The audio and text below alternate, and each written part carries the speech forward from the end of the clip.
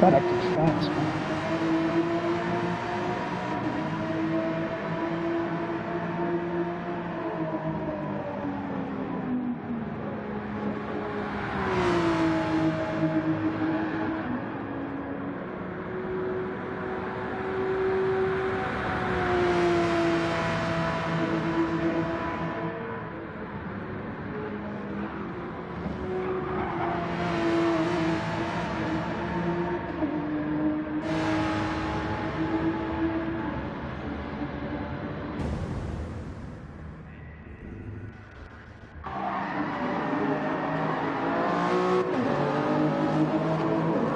Alrighty then, ladies and gentlemen, do I sound familiar? ARC's GT7 series is finally broadcasted for the first time in multiple years. The ARC Endurance Championship returns to the Daytona International Speedway for the, well, 2.4 hours of Daytona. I think some lobby stuff is being worked out in the background, but I got the stream up prematurely just to make sure everything was working properly, and it seems to be. So you're just kind of looking at a warm-up session at the moment, but, yep. Uh-oh. There we go. I think we're moving into the, proper session. Qualifying was not broadcasted because it's a grid session. Yes, the grid is set. I was just about to explain that. We did pre-qualifying off-screen, I say off-screen, before I started the stream, to determine the starting grid. We do have a manual formation lap, so don't be fooled by the beeping in the background. We are not going green just yet. 15 cars, 8 prototypes, 7 GTs. We had to send 2 drivers home. Joel Grant and Jerome Hudson did not make the field, but all 8 prototypes that were on site are doing the formation lap. The comment tells me that everything is working, obviously, or I wouldn't have gotten the comment. So we are just a couple minutes away from AutoRacingConnected's ARC Endurance Championship, presented by DIVEBOMB as the title sponsor. It is a spec hypercar grid, just with different manufacturer logos plastered on them. But the GT field is, well, basically whatever you want to drive, for the most part. I mean, you couldn't show up in something like, I don't know, the McLaren F1 GTR, that's not allowed, but I think it's like any modern car manufacturer combo. Or if you want to be a wise guy, you can take the Champ Racing Inc. route and use a Volvo. Different people starting on different compounds. Looks like the only prototype not starting on the soft compound is Luke Allen in the Chevrolet for CL7 Racing, but it's a much more varied affair in the back half of the GT field. Ayrton Frederick and I believe this is actually Scott Frederick. I have to bring my my image up here. Oh, I can hear myself, so I have the broadcast next to me. Whoops. Ignore that. Yes, the 21... Oh, excuse me, that is Holden Horn. His teammate is the GT pole sitter. That is Scott Frederick. So Holden Horn and Ayrton Frederick are starting on the mediums for the GT field. Luke Allen on the mediums on the prototype field, and everybody else will be starting on the softest tire.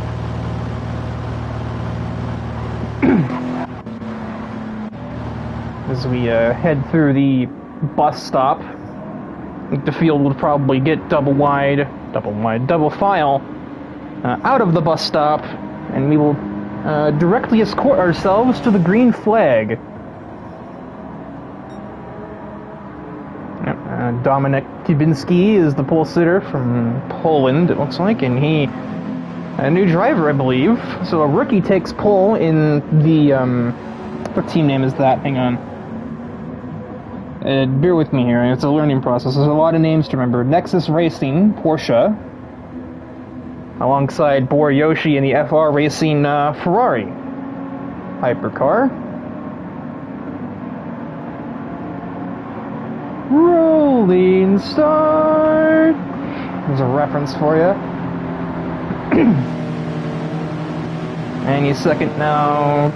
I believe we go at the line, leaving their tires, and we are racing from the Daytona International Speedway. Dominic embarrassed Boryoshi off of the grid. And might be street wide into turn one. Indeed we are. Bor is getting some help from Luke Allen behind.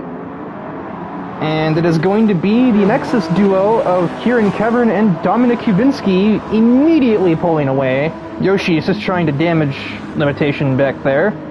As AJ Knickel goes down the inside. Look at the International Horseshoe. I think mostly staying the same in the GT field at the moment. The biggest change is hypercar field from what I can tell. A bunch of new names to me. I don't actually know which ones are new drivers and which ones are just drivers I've never raced with before. I believe the Volvo driver of Darius, I'm sorry, but I was never given any explanation on how to pronounce your name, so Darius in the Volvo is a driver I've never met before, but I don't know if he's new. Same goes for Matt Hall in the other FR racing car. I believe he is a new driver. Other than that, it's pretty familiar names to me as a former competitor in the GT7 leagues. And even for some names that I've, done other races as broadcasts where they were competing. AJ Knickel is the first to collect a penalty. It is very easy to extend heading out of the bus stop. Adam Pelk did the same. The GT cars stay clean. They did not. The Porsche did collect a penalty. I'm still having to remember those cars. That is Holden getting that penalty. He will drop to last courtesy of that. Half a second decelerating doesn't seem like much, but on that part of the straightaway, it is crippling. Matt Hall with a little bit of jumping around. Obviously GT7's netcode, while better than it used to be, still not a perfect, not perfect by any means. Scott Frederick still leading the way in GT. There's a bit of a gap beginning to form between the two prototype leaders, but 2 seconds distance between them, and it's another second and a third back to Boryoshi in third position. Everybody's pretty evenly spread out except for the last place runner, Deshaun Davis. It's about the same story for, at least the top 3 in GT. A bit of a gap between Itkonen and Frederick. As, Holden Horn attempts to recover from his penalty and at least get back to the front of this group of GT cars.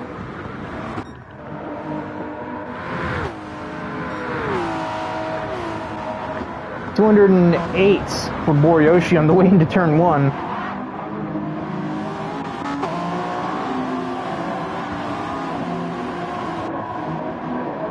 They're just kind of settling in at the moment, trying to get used to the handling,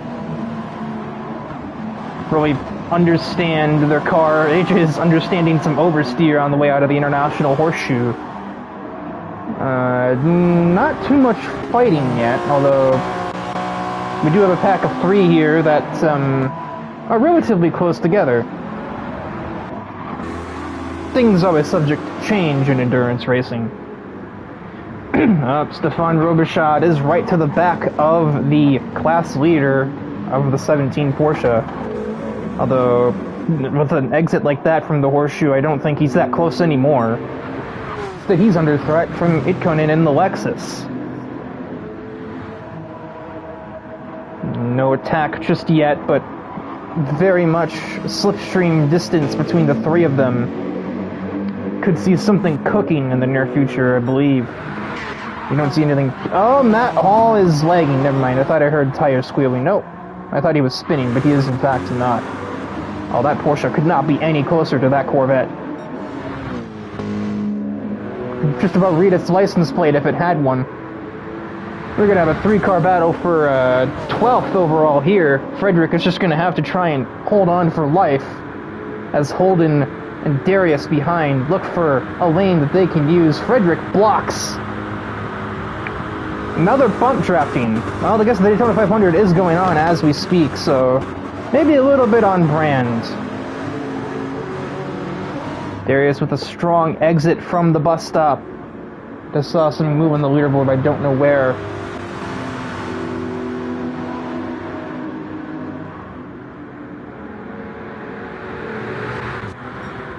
Let me double check with the prototypes again. Oh, we do have Allen and Pelk fighting, but it's not nearly as closely contested as this battle going to turn 1.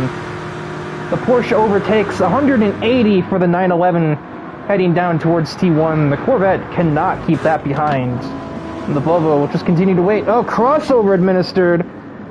We got a battle heading towards International Horseshoe. Can the Corvette keep that momentum? Forced the long way around. He'll try a cutback on the Porsche, but it will not work.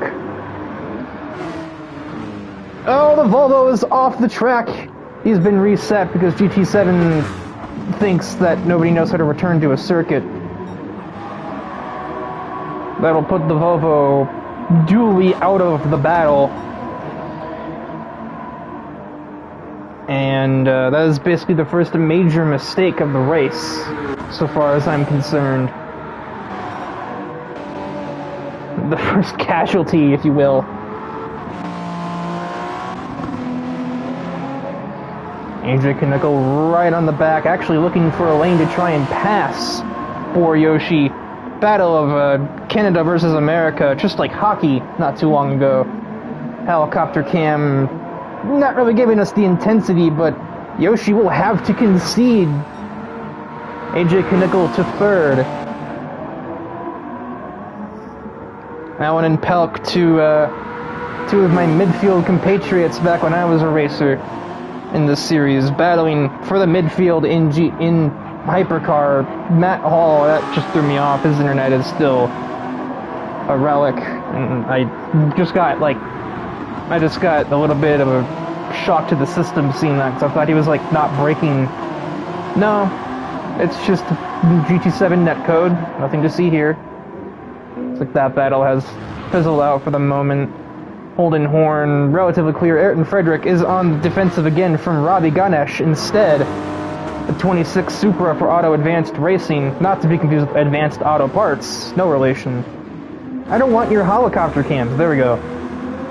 The Supra has the inside lane. Can the Corvette accelerate? I think they are still too wide. They are still too wide. Frederick will outdrag the Supra to the kink. Ganesh not done. Down the inside goes the 26, I believe. And the Supra makes the move into 13th overall. Oh, we got a train going on. Kevin is on the defensive. He's got Kaneko and Yoshi looking at him sideways. That Porsche is going to need to run now. And maybe it's a long game. Maybe he's trying to play some defense, help his teammates stay ahead. Looking at the gap he's already got, I don't know if he needs too much help on that, but you know, every little bit matters. Unless we get a caution flag, in which case then it will not matter. But don't play around what ifs, play around will.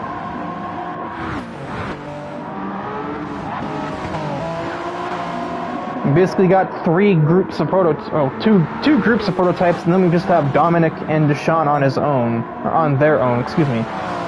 Matt Hall, Adam Pelk, and Luke Allen fighting for 5th overall, while Yoshi, Kaneko, and Kevin will soon be deliberating who will run in 2nd place. That penalty for Kevin is going to be disaster, though. That's going to probably put him back to 4th, even with Yoshi being a little off the pace on exit. Hit the brakes, my guy. Okay, never mind. Yoshi was further back than I anticipated. We might get a battle into turn 1, actually. No, he really isn't that close. I really poorly estimated that. Okay, we see Pelk make an effort. Different lines. Everybody takes turn one a little differently. They are making contact. Pelk is all but forced to abstain. Puts him under threat from Matt Hall. You got like the primary colors fighting for fifth. Oh, okay, never mind. We got what is that? I think Corvette versus Cadillac versus Ferrari. Yes, Corvette and Cadillac have been divided. It's like the old DPI days, I suppose. Let's see if Kieran Kevin can find a response and get his way back ahead of Knickel, or if the 47 car is locked into his spot or not. Kevin's getting the slipstream. He's got the momentum, but finding a move into the bus stop may not be the wisest thing, especially from back here. Better off doing it on exit, but that's a very wide... Yep, the game will not be tolerating that. That will put him down to fourth. Adam Pelk hanging on through the bus stop at best.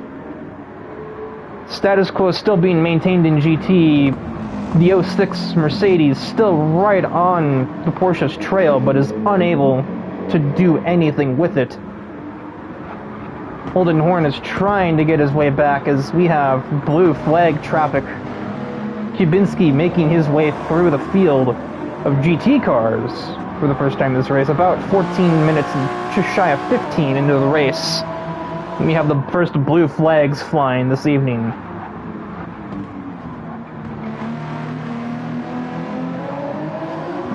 General rules for lap traffic simply are to just hold your lane, the faster car will get by on their own. Oh, well, that's the idea anyway. Porsche pushing the other Porsche, that's either miscommunication or something I don't know.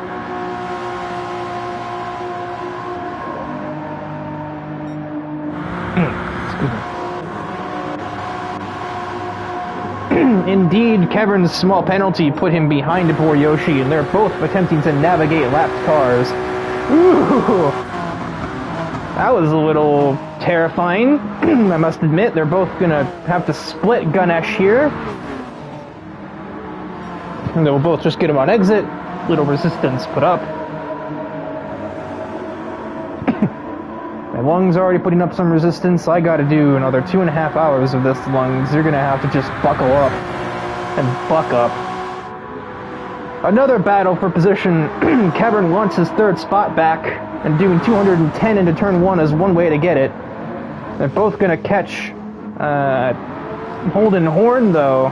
That's a teammate of Kevin, I believe, but on the other program. The Porsche nearly doing Porsche things, getting a little sideways, trying to stay out of the way of this fight for position. And I believe that will settle unless Yoshi has some crazy maneuver into the second horseshoe or not, but I don't think he will. It's a little early. No, it's not too early. That's contact. That sends Kevin way off of line. But it's still not enough. Kevin still hangs on to second in spite of the collision.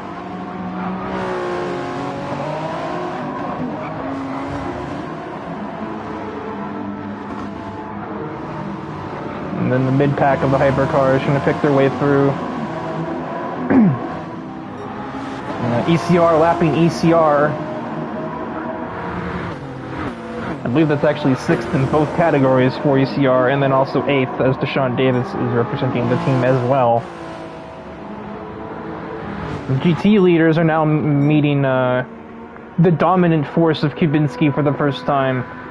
Actually, they met him a long time ago. They're meeting AJ Knickel and the once more penalized Kieran Kevin, who's really just having a difficult time at the bus stop. I'm not sure if that is a handling issue or if that is just him trying to push too hard. Yoshi will try to reclaim third on the back of that time penalty, and he will do so. Went the long way around into turn 1. I can barely get it stopped taking the normal lane, so I don't know. The level above me, clearly. That's why I'm in the commentary box and he ain't. GT leader being passed by the battle for third in prototypes. Kevin is still right there. Do we see another bumper applied? Nope, this time we do get properly slowed down.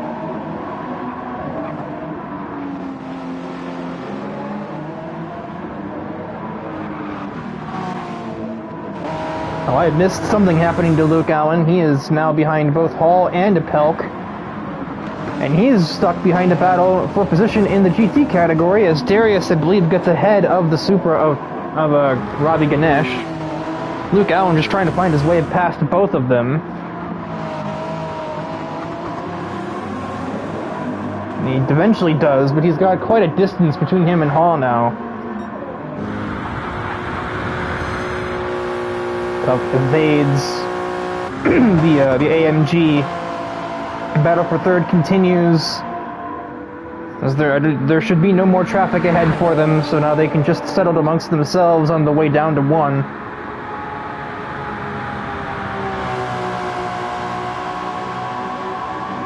Onto the brakes. Ferrari versus Porsche. Porsche much more, way too brazen on the brake pedal. Kevin's attack fails. And Yoshi returns to third position. Also worth noting at the Kevin is really wearing out his right rear.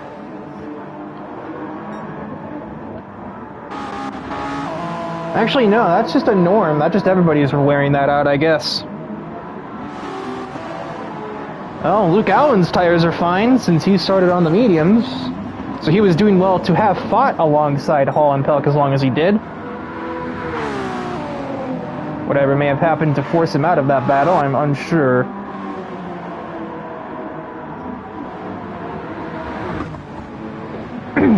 GT leader. Something happened to Robichaud as well. Itkonen was not ahead of him previously.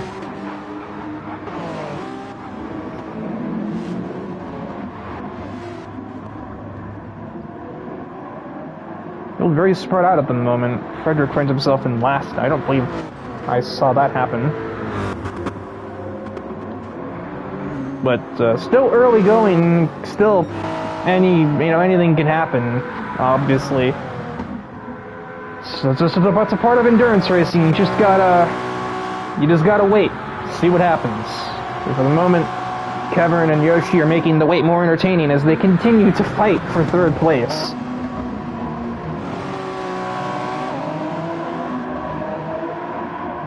Very good turn one for the Porsche LMP hypercar, excuse me.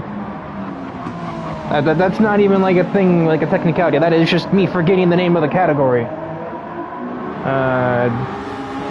Going board with the 54 as he tries to find some way past that FR racing machine. Into the West Horseshoe. Late apex, different lines for different drivers. One of the things of Daytona, everybody attacks it just a little differently. Very good exit for the Porsche. He's too wide with the Ferrari. Yoshi has made an error, or perhaps let him go. That looked way too coordinated for it to have just been a sheer mistake on Yoshi's part. Are we going to have a fight into the bus stop? We just might see it. Kevin defends, now returns to the racing line, but Yoshi is just disinterested. He's not going to fight him just yet. Their tires are probably much too worn to even take such a risk. Looking at their condition.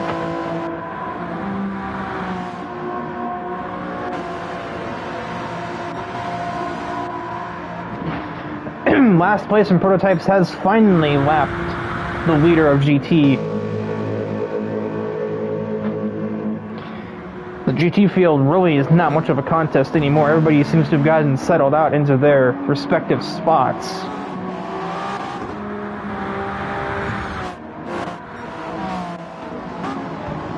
The same can rather be said for most of the field, admittedly.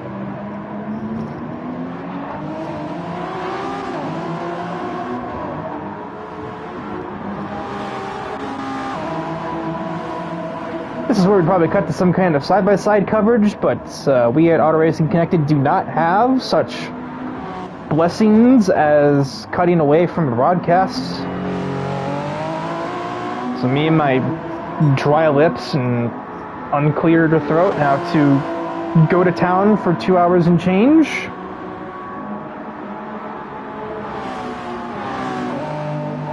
Yoshi is losing the plot against Kevin. We should be seeing our first pit stop soon. In the prototype category at least. Although tire wear seems to be about the same in the GT category as well, so... Frederick is the first to pit. His tires far outlast his fuel. He's going to probably be able to do 3 stints on those medium tires. But he is the first to pit for fuel consumption in the Corvette. We might be seeing others soon join him in there. Most of the GTs are very low on fuel. Unless, apparently, you are driving a Lexus. A legend of fuel saving, I should know. Because the last time I competed in AEC, this was my Chariot.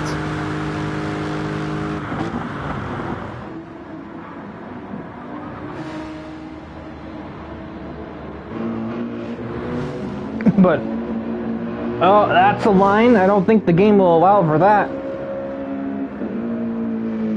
No, but it may not matter because I don't think Stefan has a choice but to pit here anyway, so it won't be as big of a loss as it could have been. Looking at that fuel tank, I don't think that goes an extra 3.5 miles. Indeed, he is tearing his way into the pits. He'll be our second taker for pit stops in this race. We'll kind of leave a holding horn if he does not pit, for his fuel is still relatively okay, good for at least another lap, possibly 2. The Volvo remains out. Ayrton Frederick meeting prototypes once more.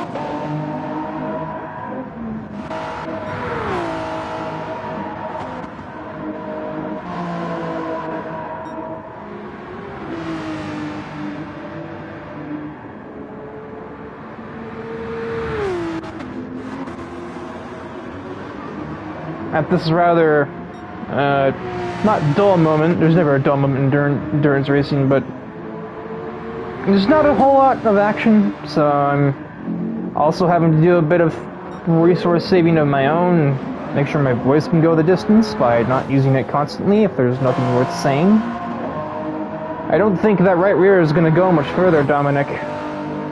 Same can basically be said for any of the prototypes by the looks of things, except for Luke Allen. The difference in wear is immense, though.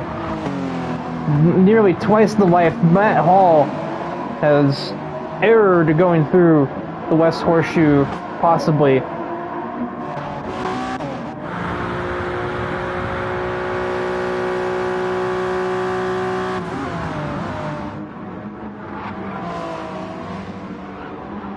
Oh, that's a scruffy bus stop for Kieran Kevern. We'll see if Yoshi can do something about it. It looks like probably not. He's not quite as close as I had pictured, but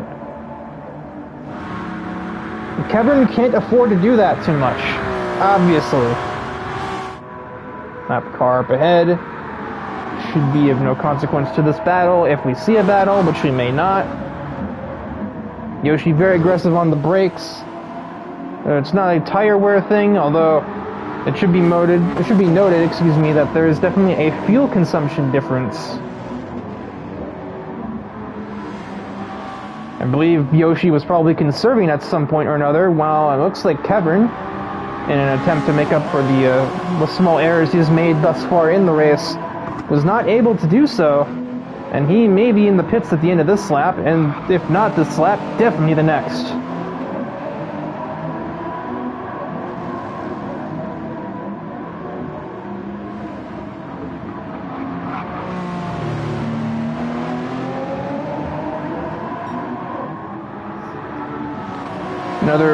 Another about even on exit, actually, but advantage goes to the car with slipstream, especially at Daytona, but They're not really changing, actually.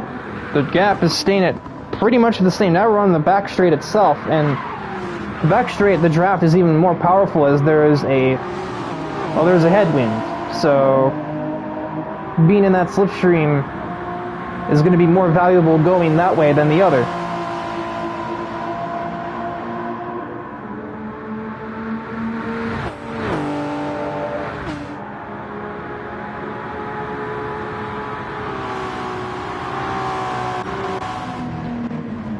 No other takers for the pit lane yet, at least not in the prototype category.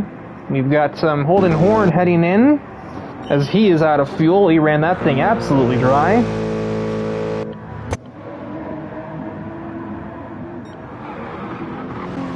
And also missed the pit stop of Scott Frederick, which is how Conan has taken the category lead, but the fuel cell will soon be calling his name, as even the Lexus is not immune to fuel consumption, naturally. Kevin, with another minor error heading through the horseshoe, the way you can exit the turn after doing that might save him. But it's quite clear to me that he is feeling the pressure, while Yoshi is just exiting in third. More oversteer. The right rear has had enough of Kieran, and it is putting up some major resistance to that car. While Boryoshi is still relatively planted, although exiting in third gear, so that's probably helping. Will we see a race leader come in this time around? I don't think he's got a choice. That right rear is literally a single pixel of health. Dives into the pit lane at a very safe 203 miles an hour. This game doesn't really have pit road speeding, so just send it like a Valentine's Day card. Kieran also joins his teammate in the pit lane. Deshaun Davis also in the pit lane. Conan goes into the pits. We'll see how he fares against Scott Frederick on the way out of the pit lane for the category lead. I don't know how close they were in the past. I don't think they were that close, but they weren't that far apart either. Oh yeah, no. Frederick is fine. Conan's still getting fuel added to the vehicle, so...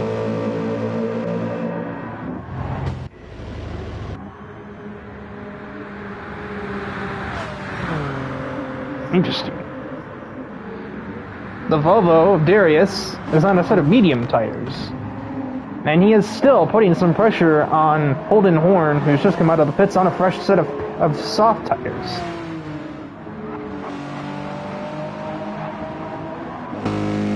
And neither of them are very far behind Robichaud and the AMG, it seems. Although that might actually be a prototype I'm hearing up there. Yeah, it is. She'll go on board with Darius. I really need to be educated on how to pronounce that last name. We see if we can try and overtake Holden Horn.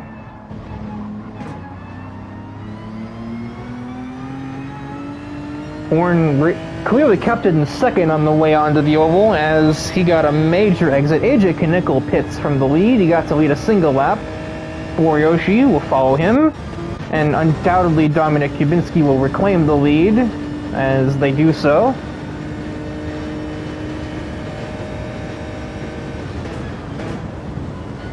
See if the Volvo can attempt something. I think that's a better bus stop for the driver we're on board with, but by what margin? He needed to have a really good bus stop to make a pass into one. Slipstream and everything can only do so much for you.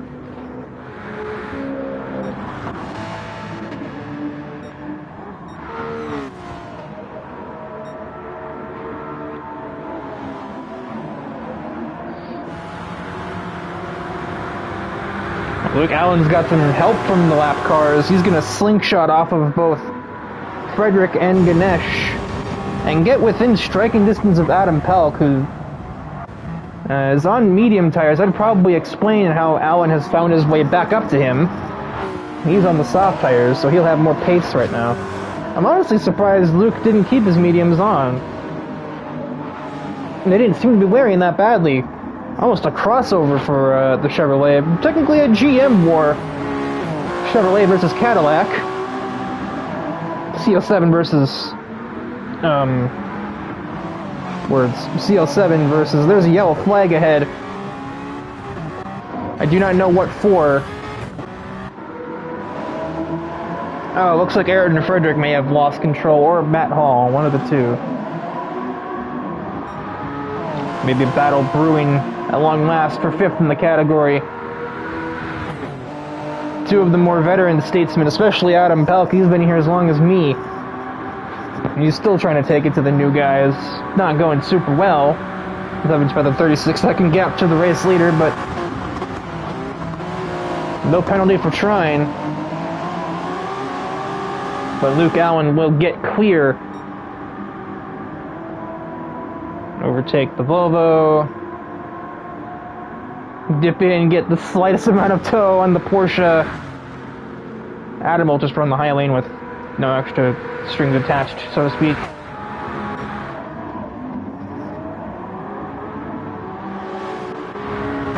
AJ has not had the stint he wanted thus far, or, oh, they're both on mediums. Interesting. I believe there's a mandatory. I think you are meant to use both compounds at some point between now and the finish. So, lots of drivers opting to get the mediums done on their second stint.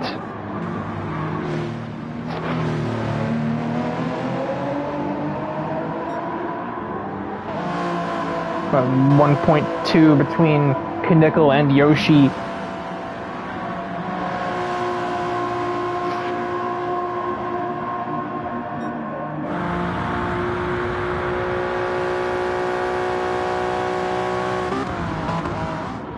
Reposition my tablet setup down there.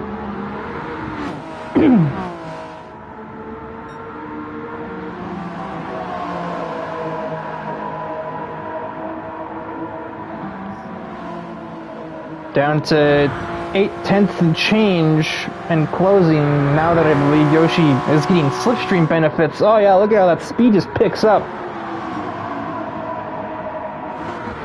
Down to only 6/10 before they apply the brakes. And he's getting even closer. Yoshi has really mastered the braking for turn 1. I thoroughly envy him for that. I could never figure it out. It's like trying to understand like ancient Roman texts for me. AJ a little iffy on the exit of the first horseshoe. Just further invitation for the FR Racing driver.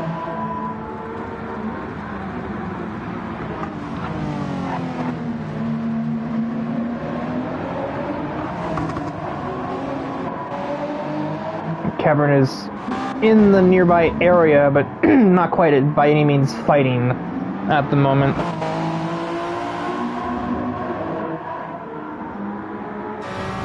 I'll go on board with the 41, see if he can find a way around the reigning champion, I believe. So AJ wanted to block.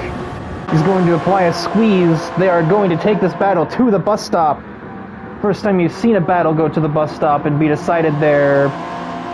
AJ wins the first bout, but we still got another braking zone not too far away, and Yoshi seems to have that braking zone all but mastered. So Knickel's plight is not yet at its end.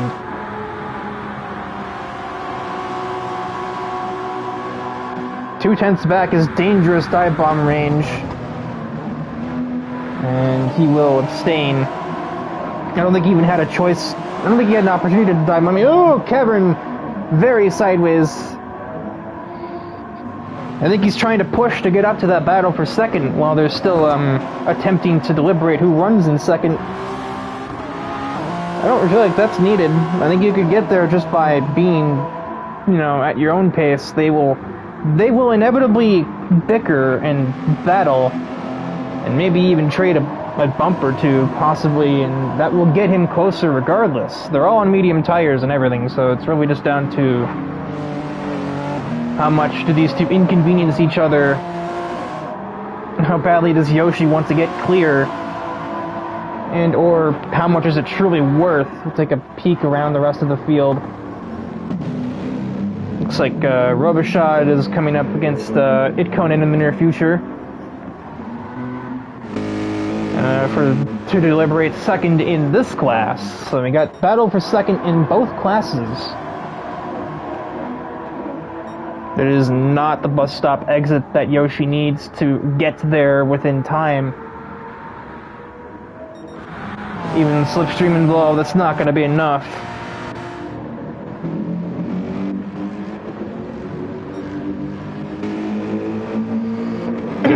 Same story on the way onto the oval for Robichaud, just not the exit necessary.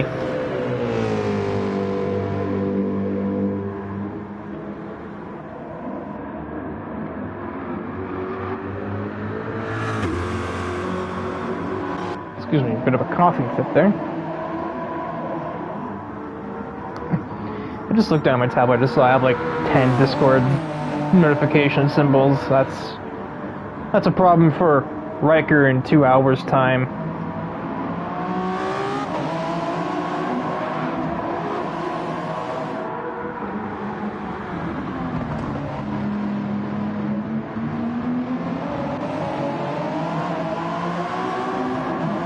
That is a very favorable exit for poor Yoshi that time. Huge run onto the oval. Might see another battle going down to the bus stop here at any second. Does Yoshi pull alongside? He will. He will take the opportunity. Can he convert? Kevin watches in the distance as these two fight for survival. AJ manages to stave off another FR Racing Ferrari attack. Just a matter of eventualities. One of these maneuvers is going to be decisive, regardless of whether it's a completed overtake or an absolute travesty.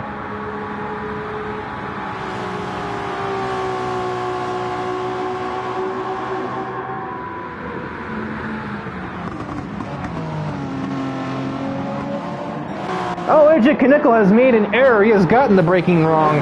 Possibly some pressure on the back of the 47, but poor Yoshi is through. Let's see if AJ takes that line down, or if he even has a chance to fight back, as Kieran Kevern has joined the party to make this effectively a 3-car war, as night has officially fallen on the Daytona International Speedway.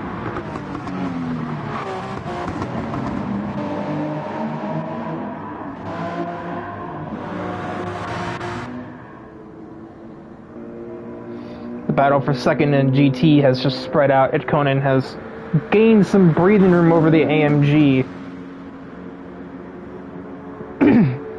Darius has not completely lost the plot on Holden Horn.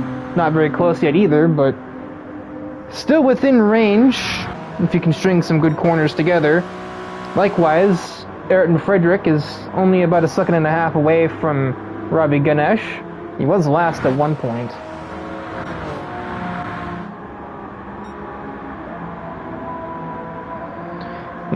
We've just made our way out of the bus stop, and it's basically a perfectly even split between the 3 cars fighting for second place.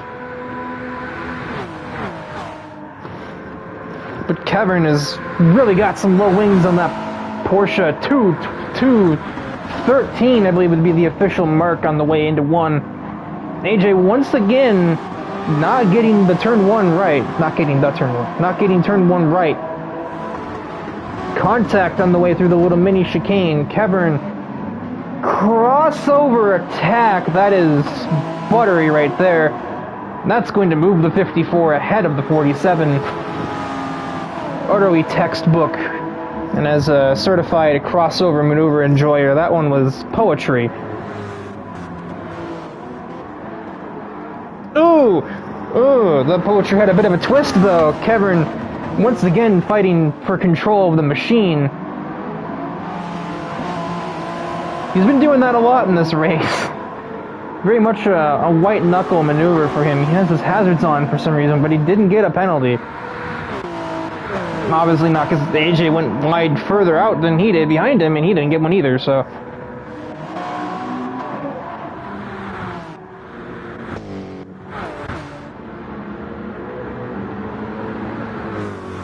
We got the battle for second in prototypes overtaking the battle for avoiding last place in GT. It's pretty simple to overtake lap cars on the oval, though. One category goes to the bottom, and the other category just goes up a lane or two. See if AJ Kaneko has a response for the British driver down the inside. No, he doesn't. He abstains for the time being, and in fact, they nearly both got into the back of the 41 of Yoshi up ahead, so probably a good thing that he didn't push him. Now he will go for it, sending it down at the International Horseshoe. AJ returns to third position. In the background, we've also got these two fighting tooth and nail. It's a weird term, or weird phrase. That is some late braking from Kaneko. More defensive late braking, I should specify. Kevin still very much imposing his will, his near existence on the back of that man.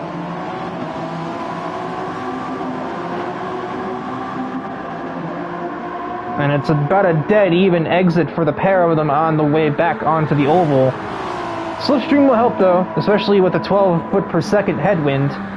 And Kevin is going to go for it. And he will be clear at the braking point, and AJ will concede. As for the battle in the back, nothing really came of it, and Ayrton Frederick remained where he is. Slipstream helped Ganesh get pretty close, but it still is not. There's still nothing doing, as I believe that would have been, I think, probably Luke Allen behind them. Yes. Darius witnessing some chaos on the way into turn 1. AJ tries to go the long way around, almost seemingly like a defensive choice to avoid crashing into Kevin on the way into turn 1.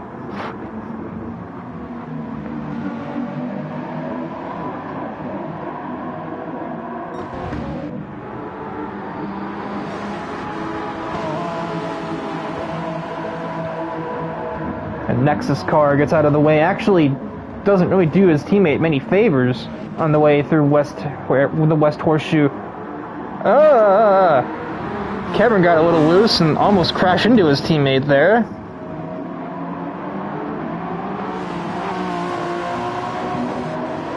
And AJ Kaneko once again reclaim his spot.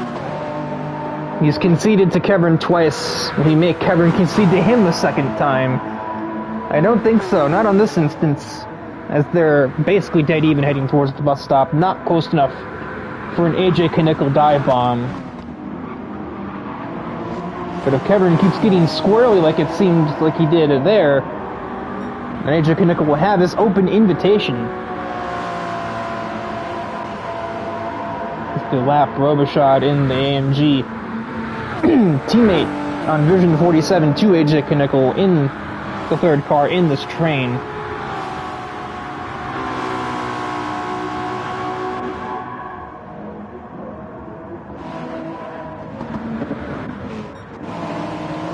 Everything is very spread out now. The lapping cycles have really thrown battles between the GT cars into chaos, despite the fact that the prototype fight for second is effectively tearing straight through them like a hurricane. Maybe a little too on the nose for being in Florida, but nevertheless, it is just about accurate, minus all of the property damage so far. Caution free for 47 minutes and counting, but don't let my voice be the thing that changes that, drivers. It is not a call to action.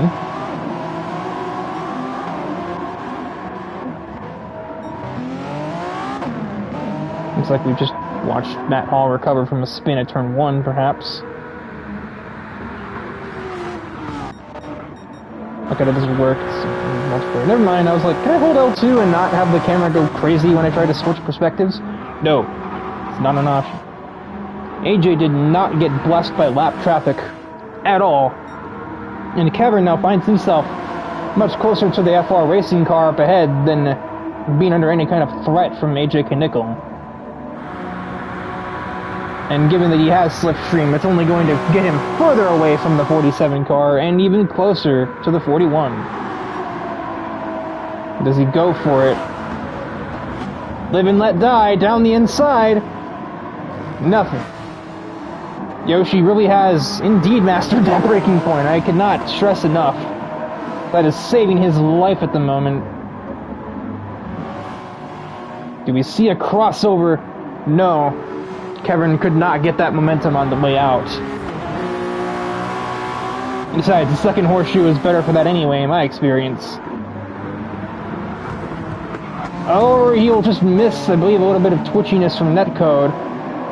The latest of Apex is that we'll keep him in the battle, and right on the back of that Ferrari. They both have to now lap the GT leader, Kieran Kevin's other teammate of Scott Frederick. More sideways Porsche action for the third place driver. And now we're definitely going to see a contest. Wheel to wheel. As much as you can do that in a prototype car anyway. Can Kevin get clear? Oh, that's some grass. They're mowing the lawn. There's contact. Here comes AJ Knickel. They're 3 on the exit. And Yoshi is going to get mugged. We'll see who wins for second place. He's going to get a penalty and everything for that. The poor man could not buy a night's worth of sleep right there. What was that sound effect? Kid just neither heard that. So now it is Yoshi on the outside looking in, but we're still continuing to fight for second. He may yet rejoin it, depending on how crazy things get up here.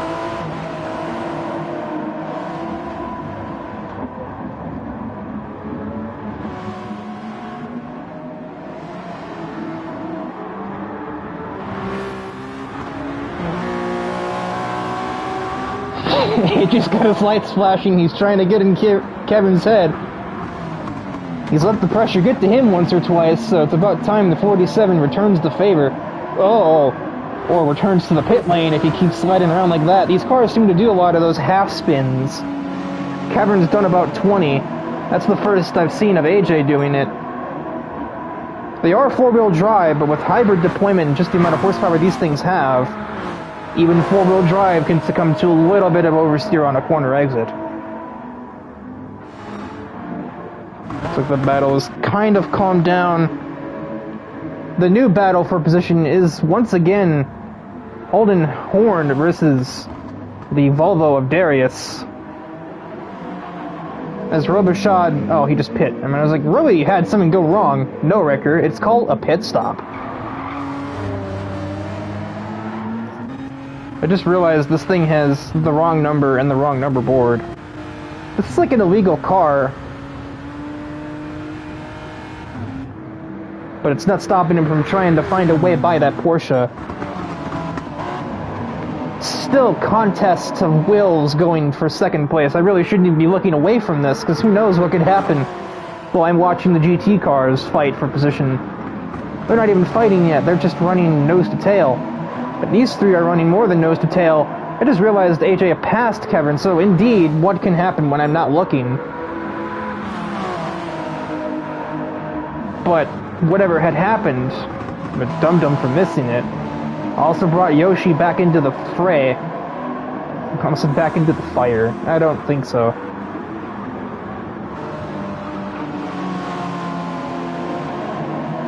He exits in first gear. Yeah, no wonder you're breaking loose doing that. First gear exit. You don't even get away with that in an F1 car if you were driving that here. Go on board with the 54 car. See if you can make a run on the 47. What manufacturer is that? Well, he is not going to take that opportunity. That is a Mazda. I thought so from that Soul Red. But I just wasn't 100% sure. That is not the bus stop Kevin needed. That is instead the bus stop Yoshi needed. But he is not going to have any benefit of Slipstream because Kevin is still close enough to AJ to get his.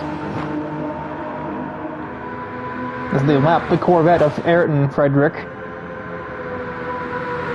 Is there any relation between Ayrton Frederick and Scott Frederick? I should really ask that after the race.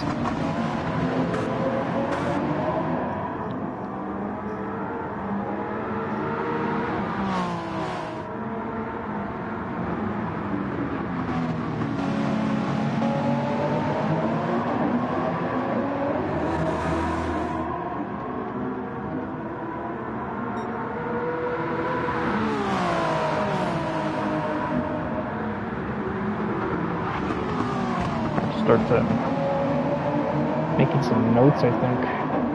Don't need that anymore. Let's see here. Oh, never mind. I was like, have you seen it there? No, that's just a weird camera perspective thingy that made it look like he was. That is an immense exit from the infield. This isn't even going to be a contest, although the outside here doesn't do what it does in real life, so here we're making contact on the way out of NASCAR 2. Well clear before we get on the brake. The ongoing battle between Kieran Kevern and AJ Knickel. Another blow has been struck. And Kevern is a little all over the road. I'm not sure if that is a defensive tactic or if that is just some uneven steering heading through NASCAR 3 and 4. I don't think AJ is going to have much of an opportunity here.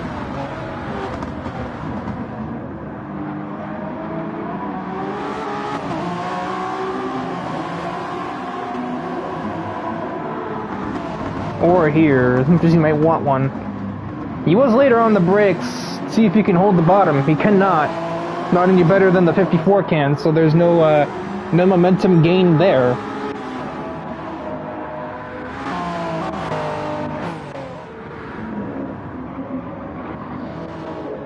These cars are the only ones near each other, so now there really is nowhere else worth looking except for this battle for second. Darius has lost the plot against his rival in the Porsche, the one that is currently being lapped by this battle for second.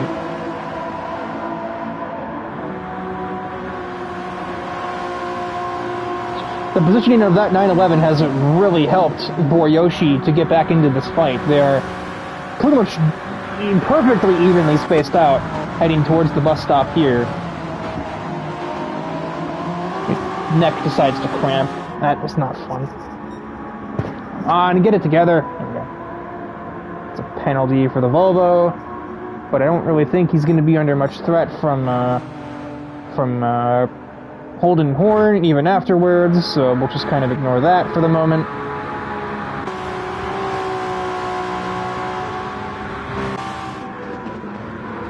Nothing doing into T1. God, the ABS on that car is working overtime on the way into one. That's a strong exit. Not strong enough. Oh, the bumper to the back of the 54 car. And AJ will refrain from accelerating to let Kevern return to his position. Sportsmanship. Probably arguably more important in sim racing and more prominent in sim racing than it is in oh, there was contact there as well. And Kevern is off. Everybody is scrambling to try and make the West Horseshoe. Stefan Robichaud's mere existence has created discord. They have split the AMG. Boryoshi with the non-existent crossover. I thought he could, but he did not have the turning to make it happen. Kevern, I think, tried to navigate Robichaud, was not prepared for the line he was taking, and missed his braking point. I think I also saw a bit of contact, but I didn't comment on it because I wasn't certain if that was netcode or an actual collision. Boryoshi with a big run though. So I thought he had the crossover, but he was just playing the long game. He'll have the slipstream and he will have second place for the moment, but AJ Knickel is still right there after a superb bus stop. The run stalls out the second he goes up as Boryoshi, well, makes him go up there, and they're not going to give up the bottom. This is Daytona. Still nothing doing. Kevern out of fuel. He will have to pit. Obviously, that's the end of his second stint, but AJ Knickel and Boryoshi continue to fire shots. Not get the mute button in time. Apologies.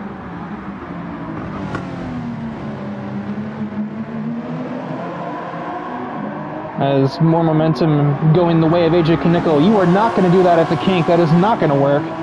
They will bump draft darn near heading towards the West Horseshoe. Sweep around the outside. Not quite. Nothing doing there. We will return to neutral position. Allen and Pelk pitting behind Kevern as well. Kevern on his way out of the pits. So it seems you lose basically 35 seconds on a pit stop, more or less. For a full tank of gas and a fresh set of rubber. So Dominic Kubinski is darn near an entire pit stop ahead of his nearest rival.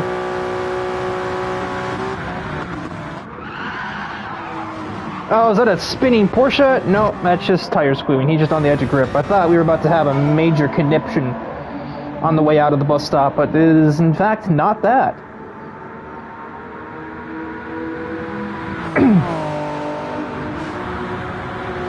I don't think these two are much longer either. They've only got maybe a lap of fuel to go. AJ probably just doing whatever Yoshi does. Match him, go into the pits at the same time, and just see what the game decides will happen on the way out. Oh boy, that was some major, just on-throttle complications right there. You may lose traction, but since you're four-wheel drive, you will also regain it pretty quickly, so as long as you keep that in mind, it is pretty difficult to truly lose control on corner exit, but it's not impossible, especially if you are a complete fool. Though, that was never my problem with prototype cars. I just could never get used to the added downforce. Why look like a road-going car if handle like open-wheel car? What gives? Basically, as we have reached the halfway mark of the Daytona 2 hours. 2.4 just for branding, but that is a business trade secret that I'm 6. Secret that I wasn't supposed to mention. And just as we crest the halfway mark, our race leader heads into the pit lane, and I can only assume will soon be followed by his closest competitors in second and third.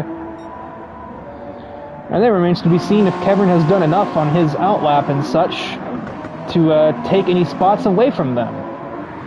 As he's having to pick his way through traffic, though, that's not going to make it any easier. Send into the pit lane, 205 miles an hour. Speeding limit regulations be absolutely just discarded. And I'll be watching Kevin. It was a fairly okay bus stop.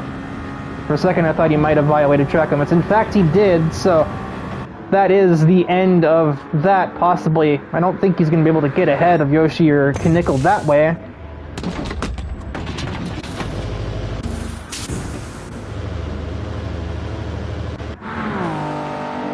It might seem dire, but remember cars teleport to the end of the access road. But it looks like Kevin will still clear them both. In spite of his penalty, maybe. No, he will be just behind them. If he hadn't had that penalty, he would be your second place car. Instead, he is fourth. And Washington has his two rivals navigate. Stefan Robichaud once more.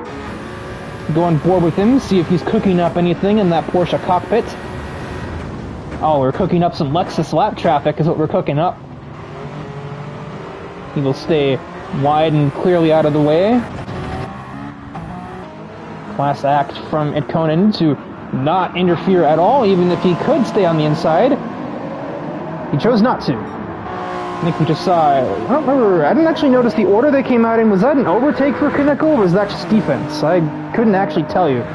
I think it was defense for Knickel.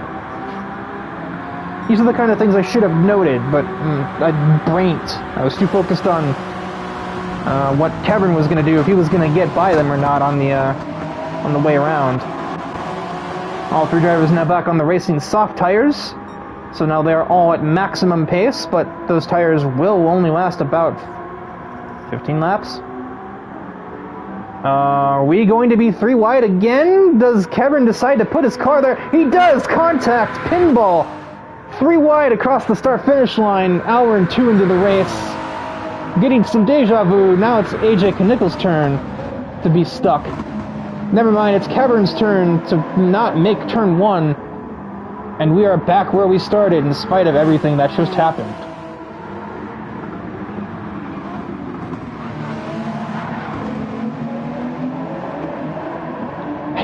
Imagine what the voice chat for the drivers must sound like right now. These three have got to be having the time of their life right now.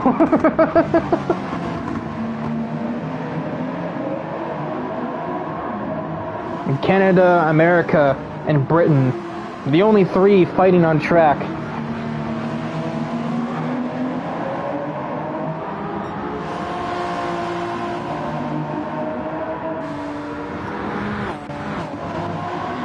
Having said that, Luke Allen has found his way back to Adam Pelk. Could be a battle for 5th in the not-so-distant future, because Pelk he did not change his tires. That is how we are here. And pulled a strategy on him, but those mediums are not going to be much of a fight. They will not do much to keep Luke Allen away from his 5th position. They're not dead by any means, but they ain't fresh softies either. Should be relatively routine pass for the CL7 car. Cadillac versus Chevrolet as we do a little bit of a dance on the way through Oval 2, such as the way that this game's netcode just looks. And Adam just concedes. It's just not his problem right now.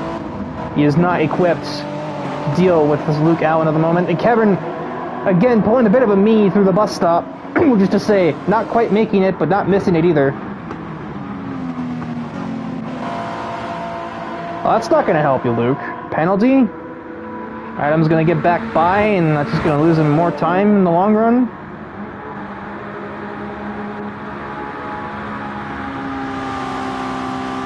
Yeah, and there goes the Cadillac.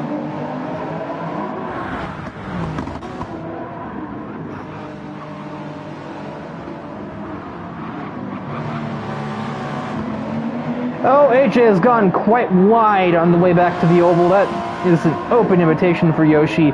He then cuts off Kevin to prevent any funny ideas from the Porsche hypercar. These three are just non-stop warfare. But everybody's just gonna concede in union on the way into the bus stop. Nobody's quite that insane, not right now. You still got 55 minutes to go. No point in bringing out the first caution by misjudging the bus stop. And Kevin didn't really need to worry about it because he's got a run on the high lane. Even with AJ getting some slipstream off of Yoshi, he's just running the downforce that low on that thing. Bump drafting towards 1. That is a dangerous game to play and will get you yelled at for sure. Contact, but it didn't really seem to throw AJ Knickel off his line at all. So it may have simply been classic netcode moment. Oh, a dummy send from Kevin. Racecraft 101. But AJ's not an idiot. It'll get him good momentum, but it ain't gonna get him a spot.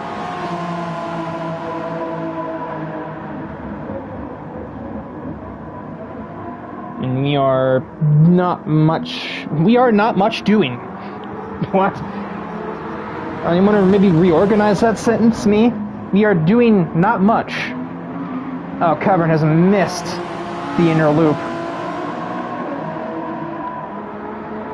No exit momentum to his name either, so he's just made a critical error. He's gonna have to hope that AJ does something to keep him in the fight, or he's gonna have to get a really good bus stop and drag himself back into slipstream range on the Mazda.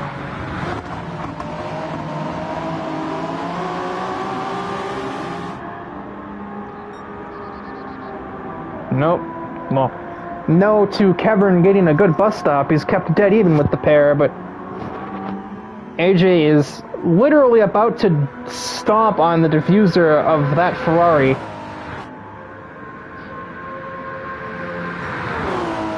He looks outside, but he can't find anything. Does he find a crossover? No. He finds good exit momentum nevertheless. Down the inside goes the Mazda.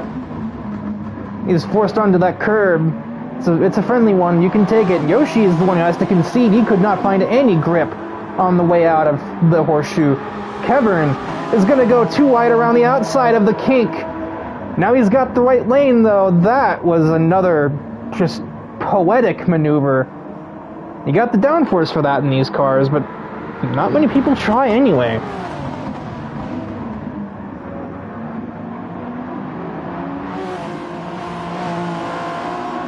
I wish I had some water. Water and water and water. Nobody's gonna get that joke, right?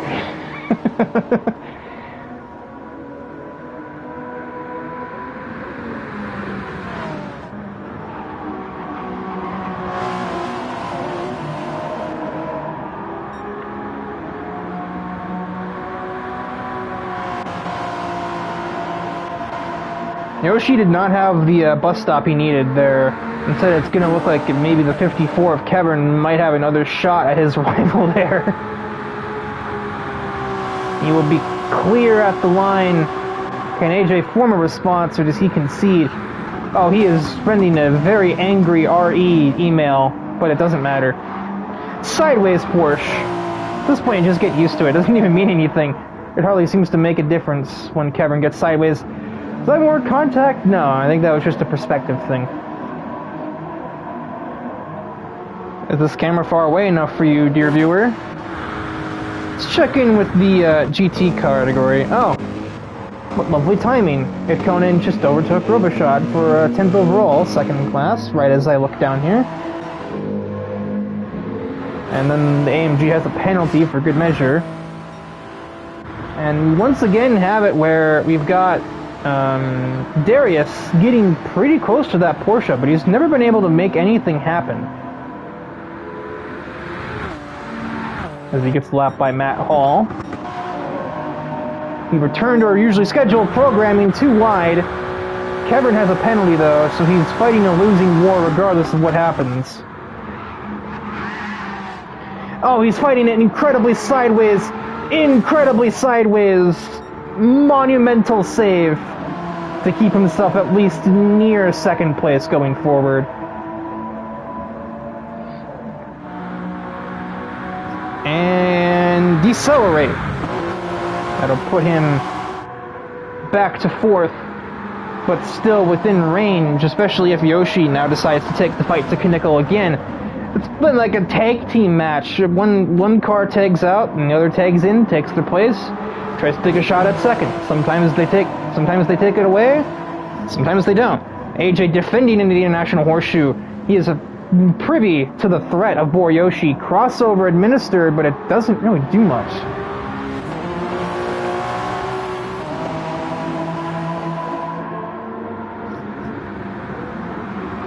Nothing there. Kevin really didn't lose any time, as a matter of fact, so it's about what I anticipated.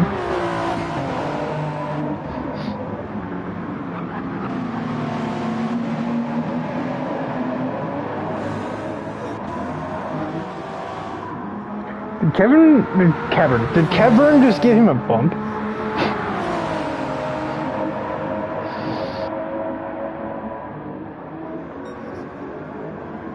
Too wide, can barely tell because the camera's so far away. AJ just concedes that he didn't have any straight line speed worth speaking of there. He may have been in a lower fuel mix or something or other. As there is at Conan, I believe he must have just pitted if he's down in 13th. Yes. Where's the yellow flag? Who has failed? No one has failed. What yellow flag? Too wide at the line. Kaneko versus Yoshi, rounds, I don't know what number. Honestly, these three have gone through so many rounds, it's starting to make boxing matches look like they're short.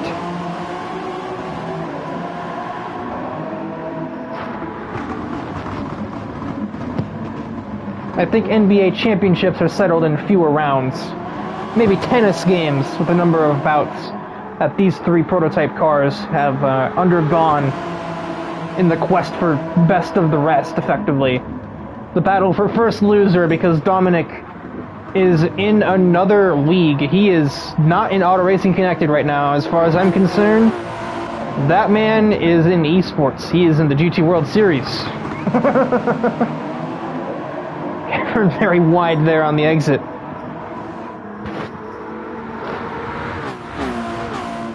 Dead heat between second and third on the way out. The slipstream will take effect. The wind has moved. It is now actually a bit of a tailwind down the back straightaway. It's really only in your face through NASCAR 1 and 2. It's a very interesting position on the wind right now. Oh, that is too much for both of you, though, I think. That's tire in the grass. Really? I thought for sure.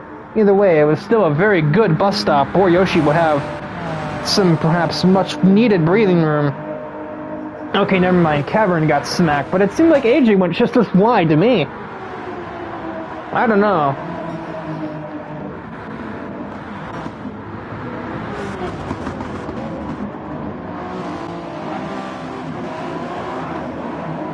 More sideways 54 car. They take to the grass to avoid a disaster. And he got a penalty for his trouble.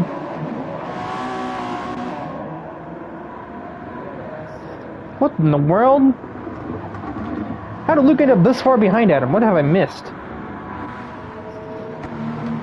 Routine check on the GT category. Oh, there is a double battle going on.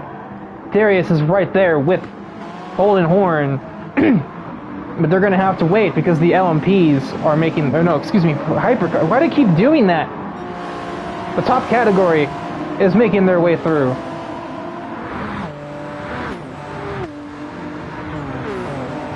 And it's just a typical multi-class shot right there. It couldn't really pit early. And we'll see how much he's cooked at the end of the cycle, though. Which will be not very long from now. Fuel is running out for that Porsche, for Scott Frederick, that's his name. Why is that team the one that's making me struggle so much?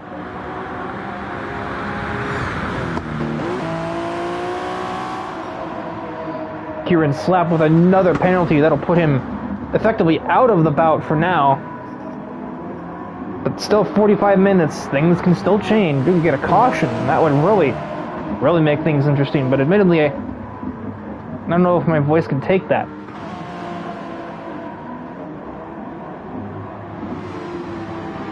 These three cars alone have been taxing my vocal cords for the last 45 minutes, we'll say.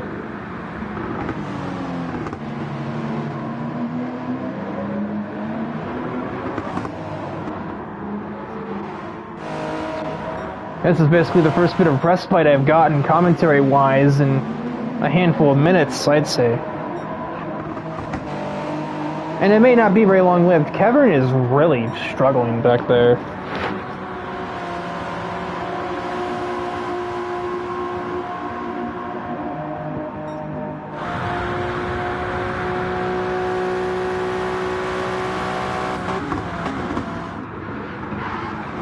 That is a huge tank slapper for AJ Nickel. That was genuinely a little scary. He gets a penalty for it, even though he very obviously wouldn't have gained time, but such is the cruel mistress that is Gran Turismo 7. And that's going to put Boriyoshi in a secure second place for the time being. Unless he makes his own error. He's been pretty good with not making too many mistakes throughout the race. He doesn't have the most pace, but I haven't seen him go off too many times. He's been pretty good when it comes to getting those penalties through the bus stop that it seems most of the rest of the field has had a very difficult time avoiding. He's the fourth fastest driver, but he's probably the second best driver overall when it comes to the endurance mindset, at least to the prototype class. Obviously, there's not really any comparison between him and, say, Scott Frederick, who's in the pits. So for the first time, I believe, in the whole race, it will be his teammate Holden Horn leading the GT category, but only on pit cycle basis, and that's it. Doesn't seem like Ed Cunningham was cooking much of anything. He's still 11 chain. He's still, well, okay, 10 seconds and change back from the category leader. Oh, net category leader, excuse me. Frenchie just pit again, so he is now running in last on track. Very much different strategies going on.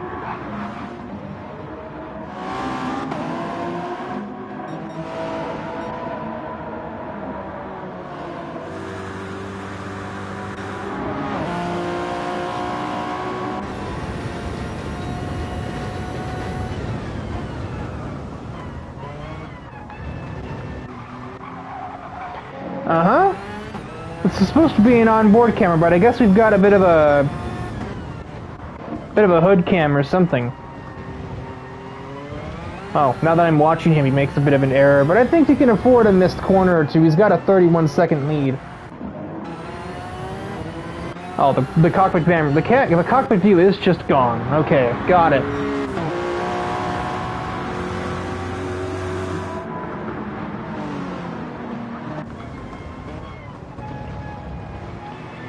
We've basically just got 3 bumper cams and then a hood cam, which I guess is probably the new alternative for that if we want to go on board somebody.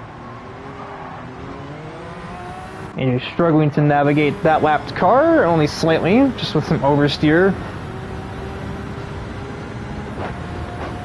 Not very much to be worried about. If you're scared of oversteer, you're probably driving wrong. At least that's what I was told, because I used to be very scared of sliding around, but that's because I was kind of raised as a league racer on racing games where the controller really just didn't have the option to correct spins. GT7 doesn't really have that problem, and so I don't really have the same fear I used to, but on, say, Project Cars 2, that was lethal. You got more than 20 degrees out of line and you were just finding the nearest wall. There was no saving you.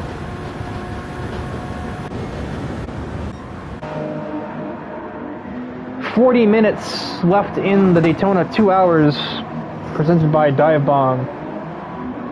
And, yeah, there really is nothing else to be said. Dominic has just been that guy today. There's no other way to say it.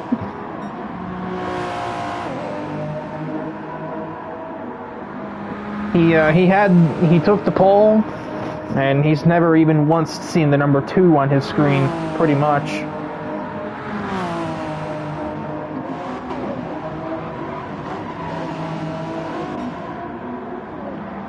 Luke Allen starting to make his way back to Adam Pelk, as both drivers' tires are wearing thin. I actually still think they'll end up heading on the same lap, especially when Luke Allen gets himself a new time penalty. A brand new, fresh off the press time penalty for you. Don't know why I said that. And it seems to be overall just total control for Nexus, as they also have a comfortable margin for the GT category. Yes, it is only 8 seconds, which is a lot as far as this race is concerned as well, but not to mention, I think just on the pit cycle difference, the Porsche is in a better spot in terms of the condition of his fuel and tires.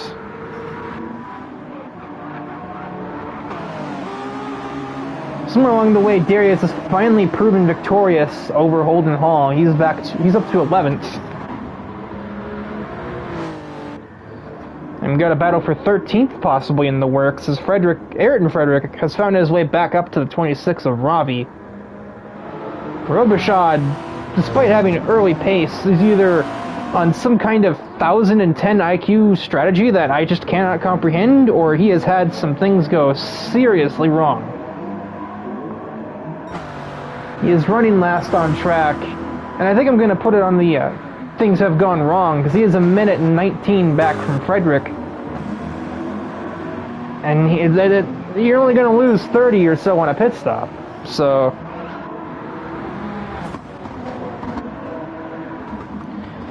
Kevin has also had something go wrong. He's 10 seconds off the back of third place Knickel, and Knickel is trying to get back to Yoshi following his near-death experience at the bus stop a handful of laps ago, as well as the 1 second penalty he gained for trying to recover the car while doing so.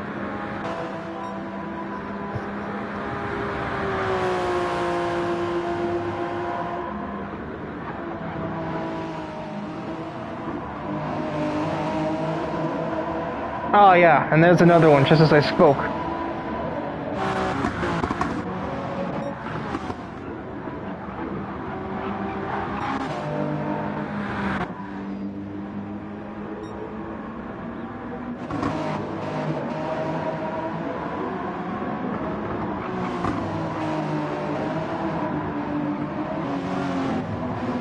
We've arrived at the point where the prototype cars are being lapped by their leader, Dominic Kubinski, up to the back of Luke Allen in due time. Not quite yet, but he ain't far.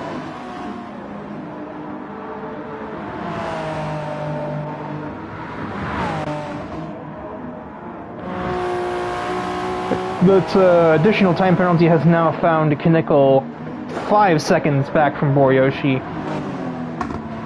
which I think also just gives further credence to my point of believing that Boriyoshi has had the second best race, even if he hasn't held second the whole time, just simply by way of just keeping his car in the white lines and just not doing much wrong. This would be a race-winning drive basically anywhere else, or in any race not being contested by this guy. Is 28.5 seconds ahead, and I cannot fully comprehend how that has occurred.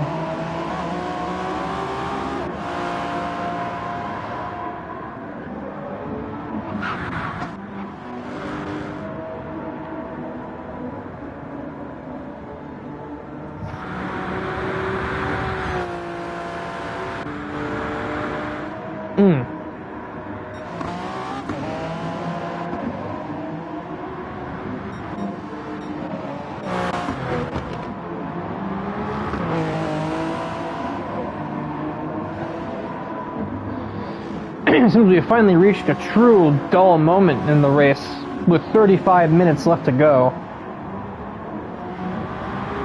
There is not a single battle for position anywhere to be found on the track. The closest two cars together we have is this battle for position that I have lied about and deceived you all. No, but then it's also going to be very short-lived, as Robbie picked up a penalty just there. And so that will just hand the position over to the Corvette with no resistance.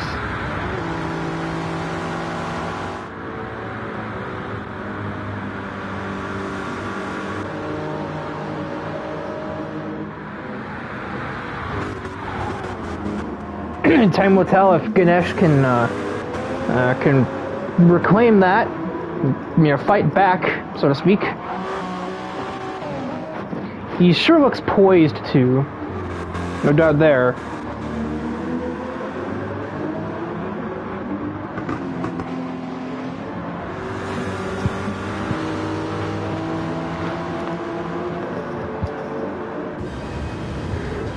Still no onboard cameras, so I guess we'll just go to the hood cam.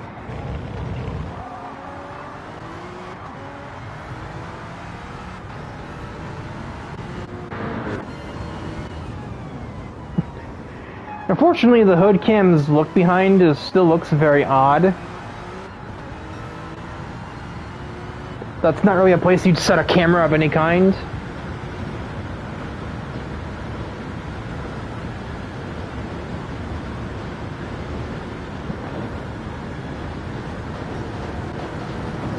There goes Adam Pelk lapping Robbie Ganesh.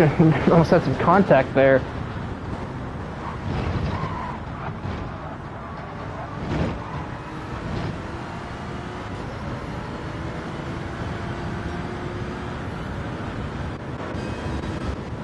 Whoops. And Kieran visits the pit lane. He is getting refueled, and he should be on his way right now. Meanwhile, AJ has reduced that deficit to 3 seconds. Wow, Adam ran that tank dry. Oh, not as dry as Luke Allen ran it, who is completely out of fuel.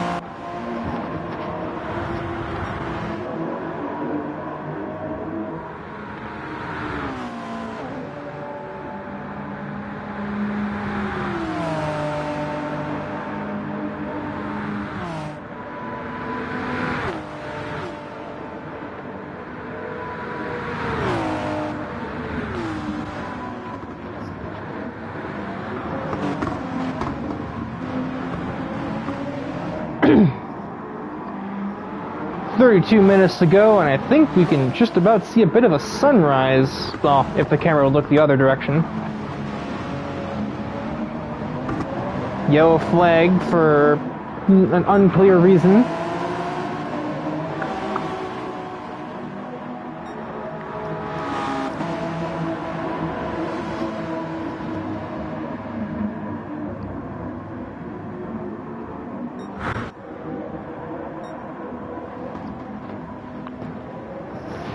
Ganesh has not been able to form a you know, a response, not a retaliation. It makes it sound like he's just gonna wreck him. That was a lot of tire noises. They're both... Oh, no, actually, Frederick is out of fuel. He's gonna have to pit, like, right now, but... The Supra's got some in the tank, so... Looking at the state of that medium compound, he's probably double stinted those tires, which is about the only way he's managed to get up to Frederick at any point in time, regardless.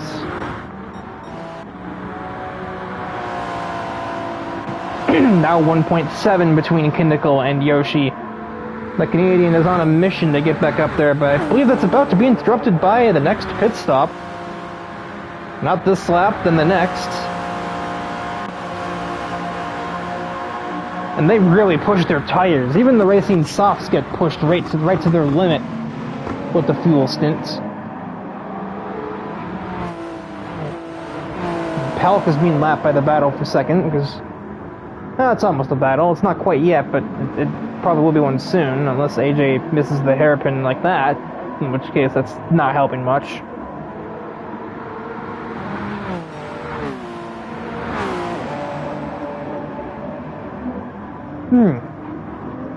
Excuse me.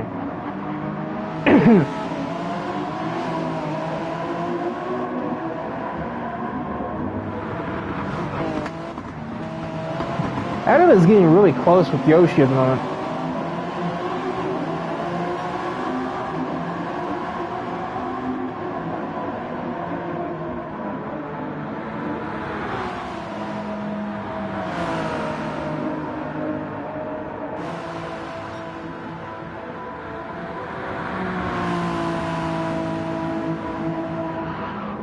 The race leader heads into the pits.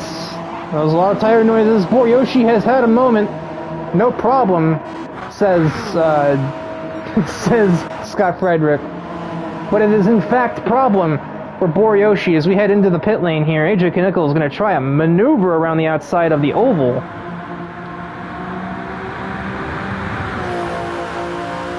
It would have been an interesting fight to turn one. They make major contact as they enter the pit lane. We'll just see who comes out on top here.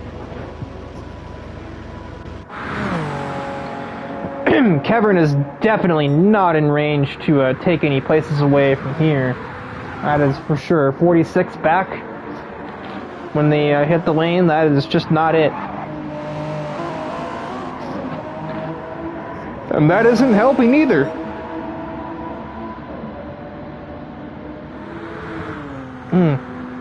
Doing a bit of yawning at this stage of the broadcast. I think that's probably just down to a lack of energy caused by having not eaten much. But, not really neither here nor there.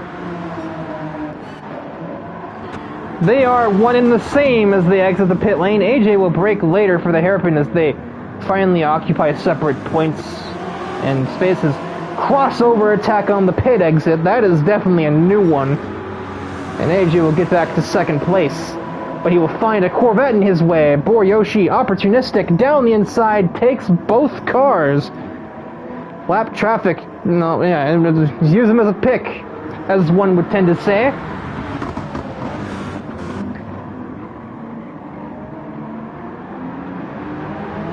But then right there, Yoshi had to go on a weird line to get around Itkunen cleanly. So that's gonna put the ball back in AJ's court. They are nose to tail out of NASCAR 2. And the rivalry has reignited, if we're using Burnout Paradise terminology. Down to the bus stop. Yoshi will go later on the brakes and survive. But AJ Kinnickle is not done. They're too wide again. Minor contact made. Would probably be a race ender in real life, but GT7 collision physics don't quite roll that way, even at 180. Headlights off. It is officially daylight once again, with 27 minutes left of racing to do. Finally, Boryoshi is forced to accept defeat with some more, with some aggressive braking of AJ's own heading towards turn 1.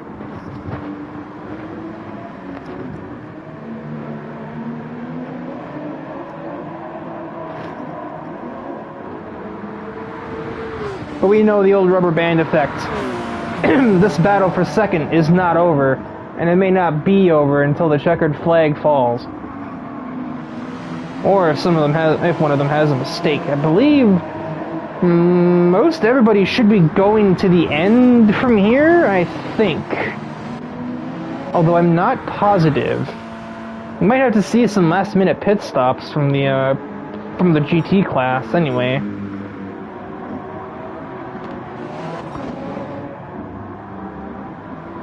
But I think somebody like Robbie Ganesh is probably good to the end.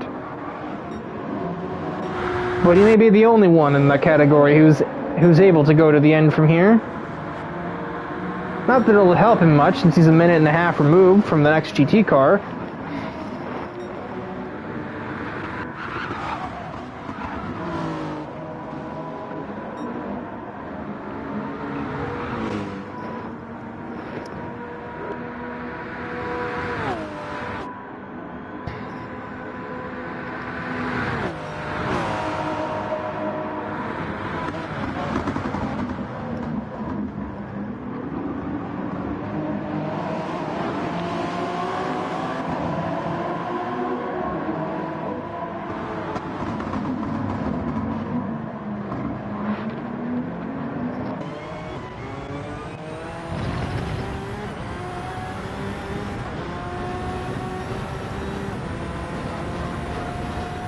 Right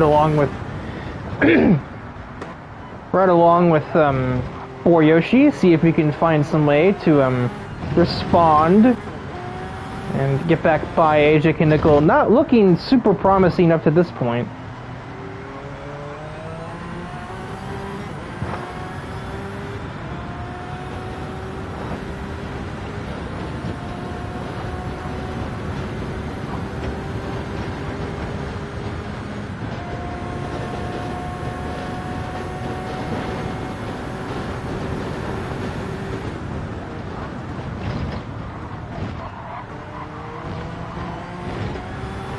Oh, that is a massive bus stop for the Ferrari. AJ with not a good enough one. I don't know where I was going with that comment, but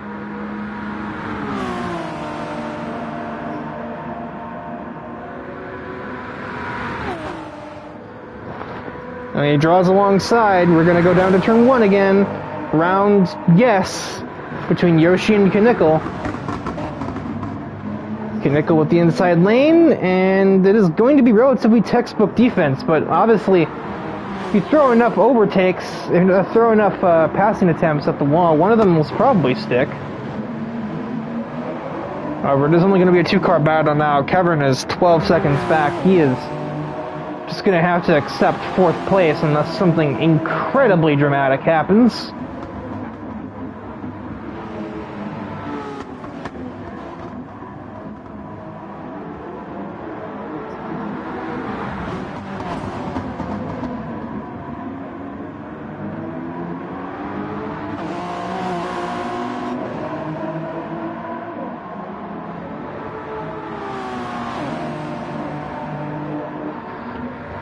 It was actually an advantage to AJ on the way out of the inner loop there.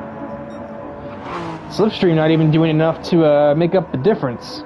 This is now a full-on tailwind going towards the bus stop, which can make braking a little more tricky, but not a huge difference in this game. It would probably be a bigger difference in real life, but I mean, big shocker there. That is a penalty for Yoshi, though, which is well, we haven't seen too many of those for him, but this is a very crippling one to collect.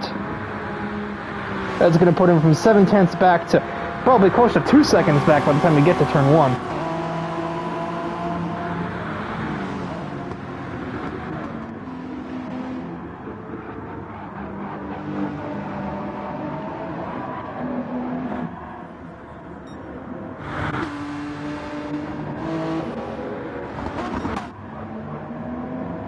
Oh, well, that's not ideal. AJ Kinnickle has missed the International Horseshoe. I cut the camera back right on time for that. So the penalty didn't do anything, as Yoshi finds himself back in second anyway, through no particular effort on his own. And all of the effort from AJ just missing.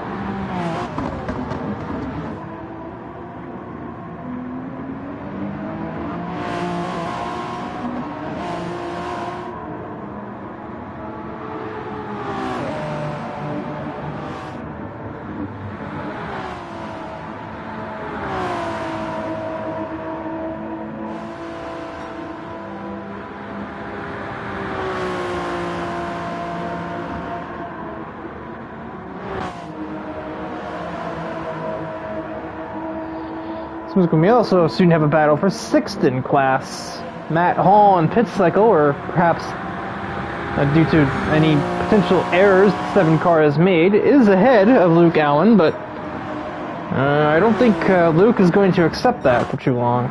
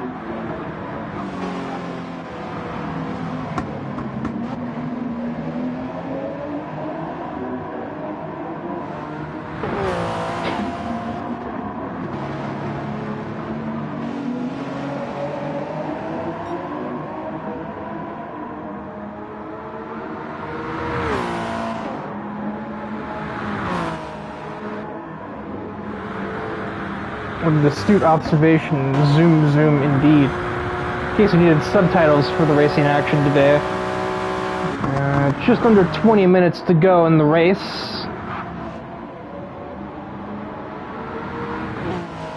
That is cutting it very close for AJ, who seems to be pushing a little bit to try and get back up there to Yoshi, make up that 1.5 difference between them after his error at the International Horseshoe. Matt Hall pits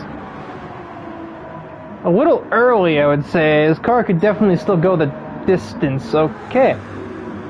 I guess they're retiring the car. Mechanical problems or something.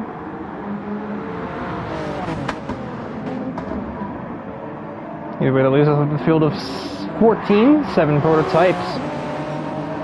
So, race leader gets a little sideways there, but I think he could probably have a spin or 2 or 7 and still be in the lead. I'm not really fearing for his safety over there.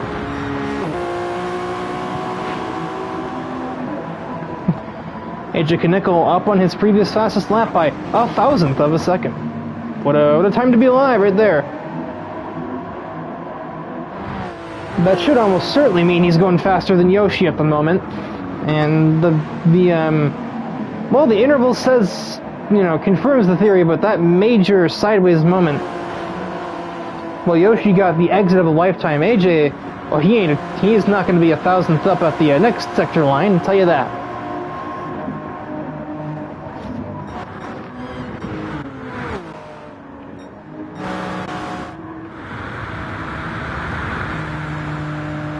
Oh, it's on pit cycle. I was like, how did Darius get to the lead? He hasn't pit. And just as I was about to exclaim that, he has now pit. AJ is there. Must have been a really good bus stop. And it looks like we're going to have another round, folks. 27.5 minutes to go, and these two are fighting like there's 27 seconds to go. As they have been effectively doing for an hour and 15 minutes, I'd say, at least, if not an hour and a half. Contact, fender-to-fender contact. Normally that's instant death, but not with these collision physics. Around the outside, the 47 will make his best efforts, but they will not be rewarded. They will be not rewarded. Good English, yep.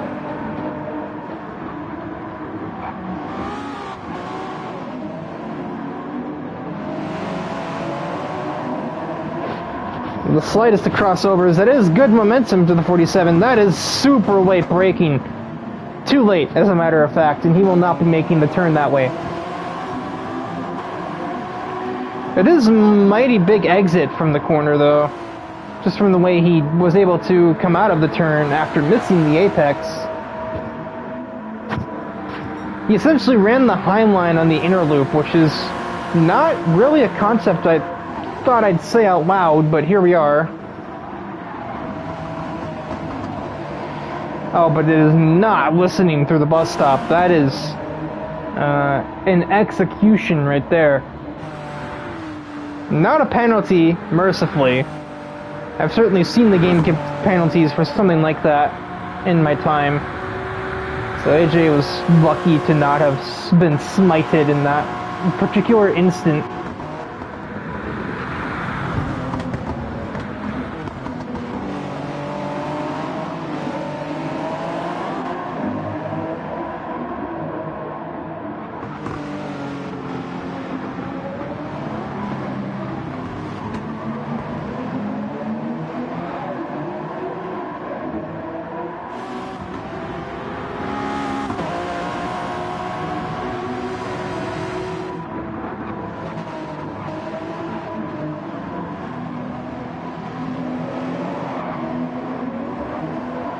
A little more sideways from Kinnickle, but hardly even effectual.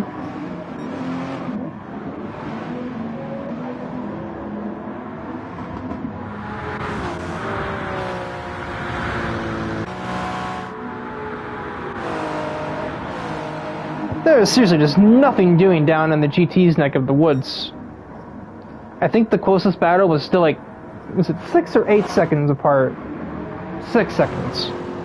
And that is Ed Conan's 6 and a change back from the race leader, Scott Frederick. So at the very least, thank God we have this battle for a second overall. That's been going on for so long.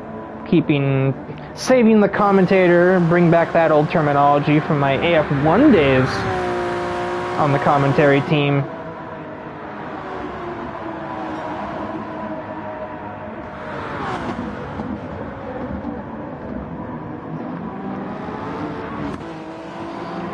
See what lap traffic does as we go on board AJ Kinnickle, get his perspective of the GT cars ahead.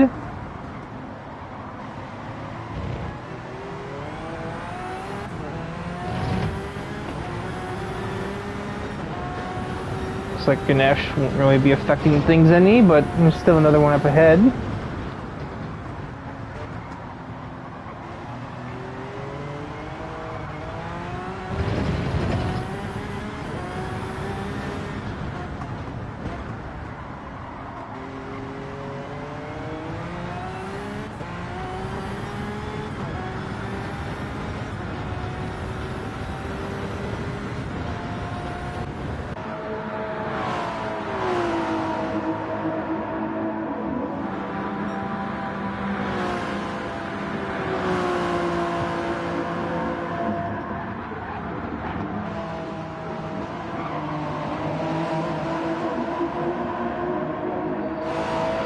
Another mega bus stop for Kinnickle. Gains him 2.5 tenths and counting. Could be 3 tenths by the time the run stalls out. He very much needs more of those if he is to attempt to pass.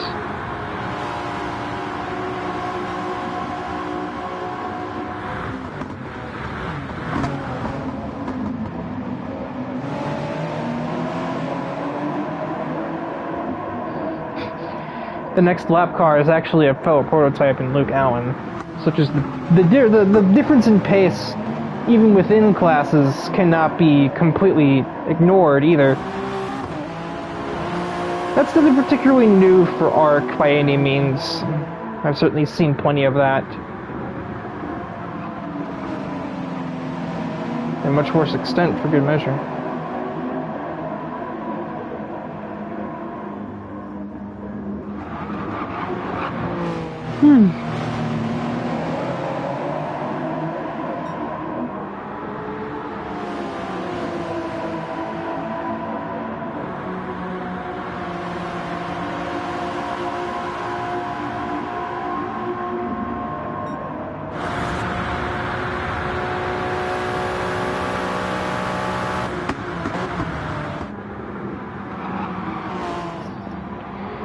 You see another strong bus stop, drag AJ Kinnickle up to Yoshi. Nope, they're about dead even on the exit this time round, so let's just keep monitoring this. There's nowhere else worth looking, so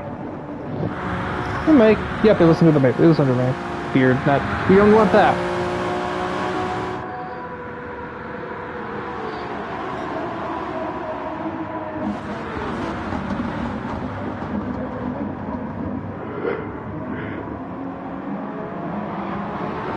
Oh, big snap.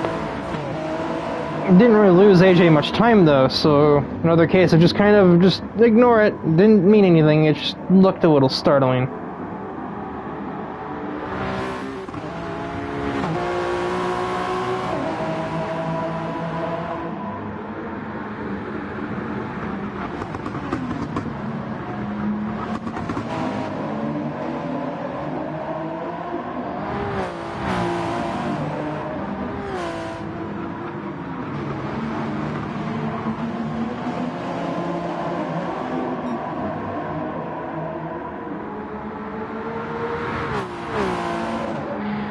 Another basically dead heat on the way out of the inner loop. The slipstream will kick in here though, as the wind has once again changed directions. It is now mostly a headwind on the backstretch, and it's more so benefiting cars, well, I guess coming out of NASCAR 3 and 4. But you'll get a bit of that still, even when you're on the front stretch, if only because it's now no longer directly in your face.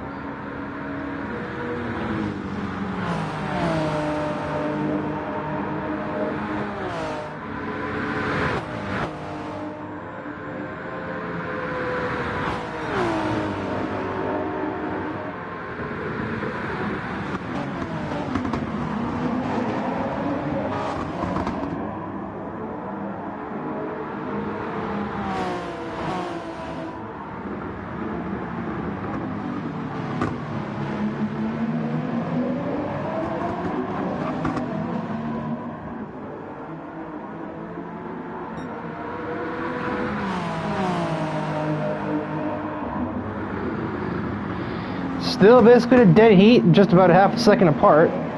They've been this way for, I'd say, 4 or 5 laps now, between the 47 and 41 cars.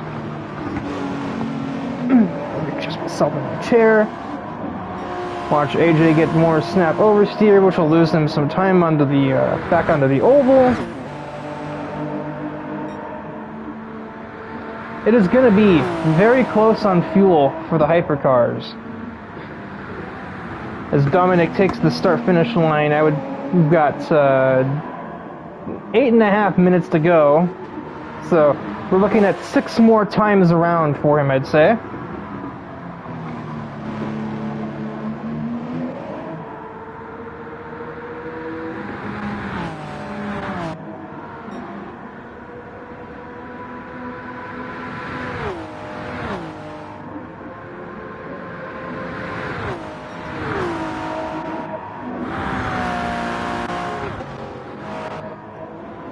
Anywhere else to put our eyes? Negatory. We kind of got maybe a fight on the horizon if Darius can kick it into gear and get up to Conan. And we've got Frederick only 4.5 back from Ravi Ganesh for 12th.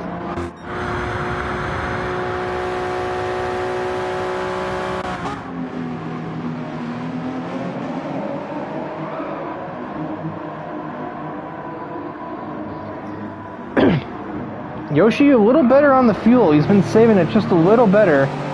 Which is interesting, as it's been AJ who's had the slipstream for more of this stint. And perhaps the reason he is falling back is because he is now cognizant of that fuel usage.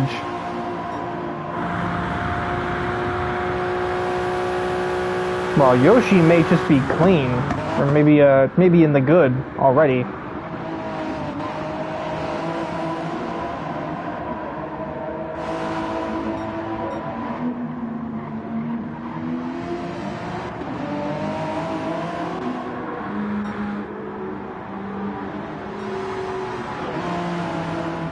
Even Dominic's strategy doesn't seem perfect. Oh, that's not helping. He tried to squeeze around his teammate and the GT class leader and has misjudged, but suffice to say he's got a cushion. Especially as his other teammate sits in the way of the other 2 prototypes, and they're also 34 seconds back, so it's, it's all relative.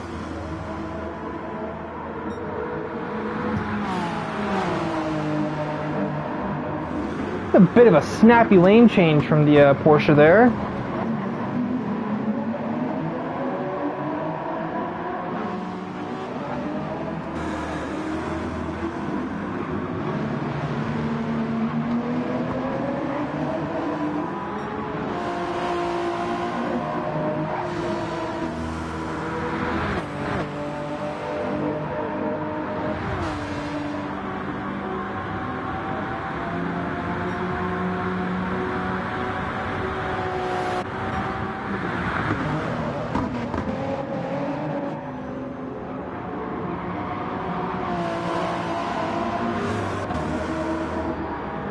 Well, looks like we're about dead even on the exit of the bus stop again. Just a stalemate that these two have been at for the last 5-6 laps has almost been impressive in its own way.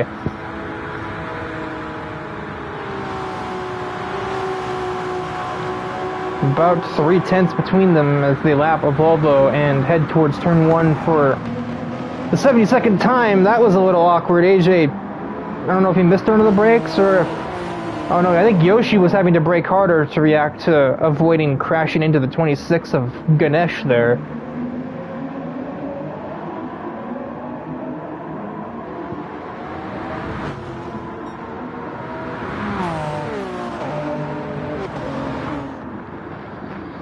Still only half a second between the pair of them.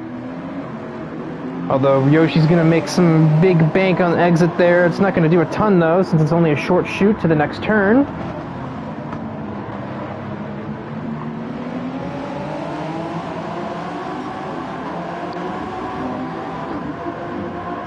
That was the exit that Yoshi needed. It was just enough to stave off the threat, because Knickel had a good one of his own. But it wasn't good enough. More than ever in any race I've ever broadcasted, this has been a race of corner exits, exit momentum, especially with two very long straightaways. You don't want to be caught sleeping on the way out of a turn, be it the inner loop or the bus stop. And AJ is wide awake. That is the exit that he was looking for. With 3 laps to go, I'd probably argue. 3.5 minutes on the clock. And an overtake in the works for AJ Knickel. Tries the long way around. But there's nothing there. He couldn't get it stopped well enough. And Yoshi cut back on him. A crossover maneuver, though. Dancing through the little S's on the way out towards the International Horseshoe. Yoshi's not staying ahead. Big snap oversteer. AJ Knickel will be victorious. Could be a very critical overtake depending on what happens next. Oh, but AJ couldn't get it turned down for the exit, for the second horseshoe. Yoshi's right there with him. Very far camera. There we go. Finally caught up. Yoshi, even with his third gear exits, still could not hold traction. But it might not matter. I don't know if AJ's got the fuel tank to do that. Our penalty for Dominic. His right rear is torn to pieces, but it is still going to have to make it 2 more laps, and I don't know if it can do that. You can see the deficit is actually coming down now, as he is attempting to nurse that tire. I think it's flat, or as flat as you can get a tire in Gran Turismo 7. Oh, there's no grip. There's nothing. I'm not sure that can do 2 more laps. Battle for second. Thing just got very much topsy-turvy. I don't even know if any of these guys can get to the finish line, except for maybe Yoshi. I really couldn't tell you. That's not the white flag lap, though, for either of these cars, as much as I'm sure Dominic doesn't really want to hear that fact. Another overtake attempt. They are too wide again, a battle of wills heading through the kink. Better line, doesn't matter, because Yoshi will clear before we even get to the hairpin. Scott Frederick will exist up ahead, and they'll have to navigate that.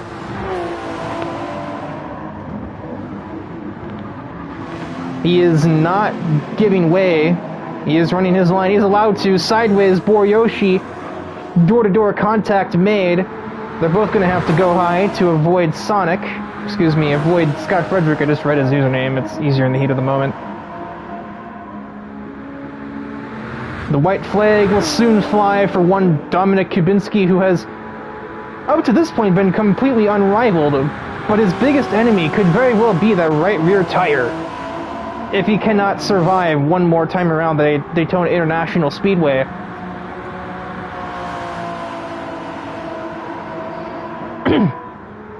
And it's also the white flag for the last two cars who will take it on the lead lap, I believe. Oh my god, yeah, Kieran has really fallen apart in the last stint. White flag for Yoshi and for AJ Knickel. And I think they might both just be in stretch the fuel tank mode themselves. Dominic doesn't look much better on fuel, but he is probably more concerned with his right rear tire. Third gear in in the West Horseshoe, excuse me, just to try and keep that thing from coming off of the rails. Knickel is still there in spite of what has to be absolutely zero fuel left in either car. If this isn't attrition, then I'm not sure what you could define it as, because all three of these cars look like they could just sputter out at any given second. One more bus stop to make for Dominic, and that's going to be his final turn. Taking it at GT3 speeds to make extra sure that that car stays glued, and it stays glued indeed. Not even a tire meltdown could stop the Polish driver, Dominic Kubinski, in the Porsche hypercar. Pretend it's a Porsche, it's a Toyota, shush. Tri-oval, checkered flag, victory for Nexus Racing. We still have something that vaguely resembles a battle, but it's not going to be much of a fight. Boryoshi will grab second place in what has been a gladiatorial contest between him, AJ Knickel, and formerly Kieran Kevern, whose race ended already.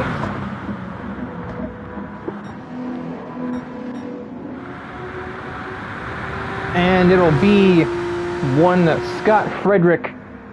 Nexus Racing wins both categories as he will cross the line to take his own victory. And that settles it. There's no screen there. That threw me off a lot. But that has been the ARC Endurance Championship Daytona 2.4. It's clearly just Nexus Racing just had it from the green flag to the checkered. There really is no other story to be told. As my controller goes flying off of the arm of my chair. Well, I am thoroughly exhausted.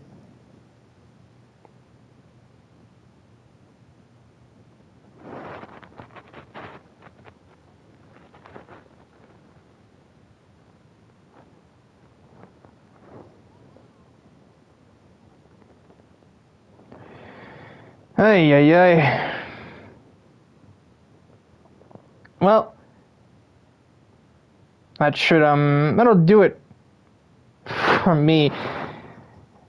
I have absolutely missed sports car racing and just racing in general. That was my last broadcast, was ARC NASCAR Heats.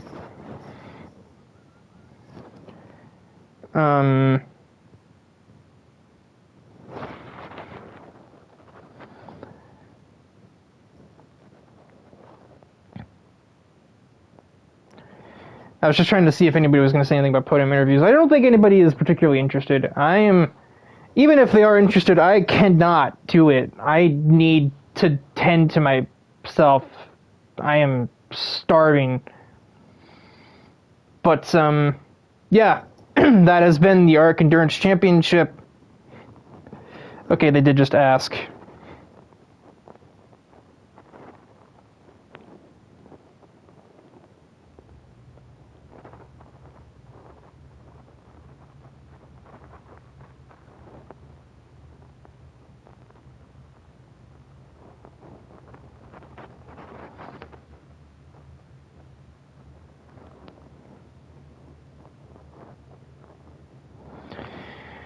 And we'll do a proper outro though before I attempt to not starve to death over here. Brain is frazzled. I'm like trying to let the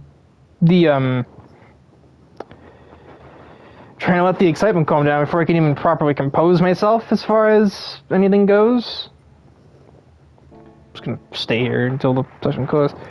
But with today's racing action complete, sincere appreciation to our package of sponsors. They, well, we wouldn't be having a race like that without them. Quick mention to SimLeague Pro, and AJ Canonical Design, the latter of which does the social media posts. Big shout out to, naturally, DIVEBOMB Motorsport, our title sponsor, pretty much across the entire league. Media project run by motorsports fans covering motorsports news and just about any series that involves racing.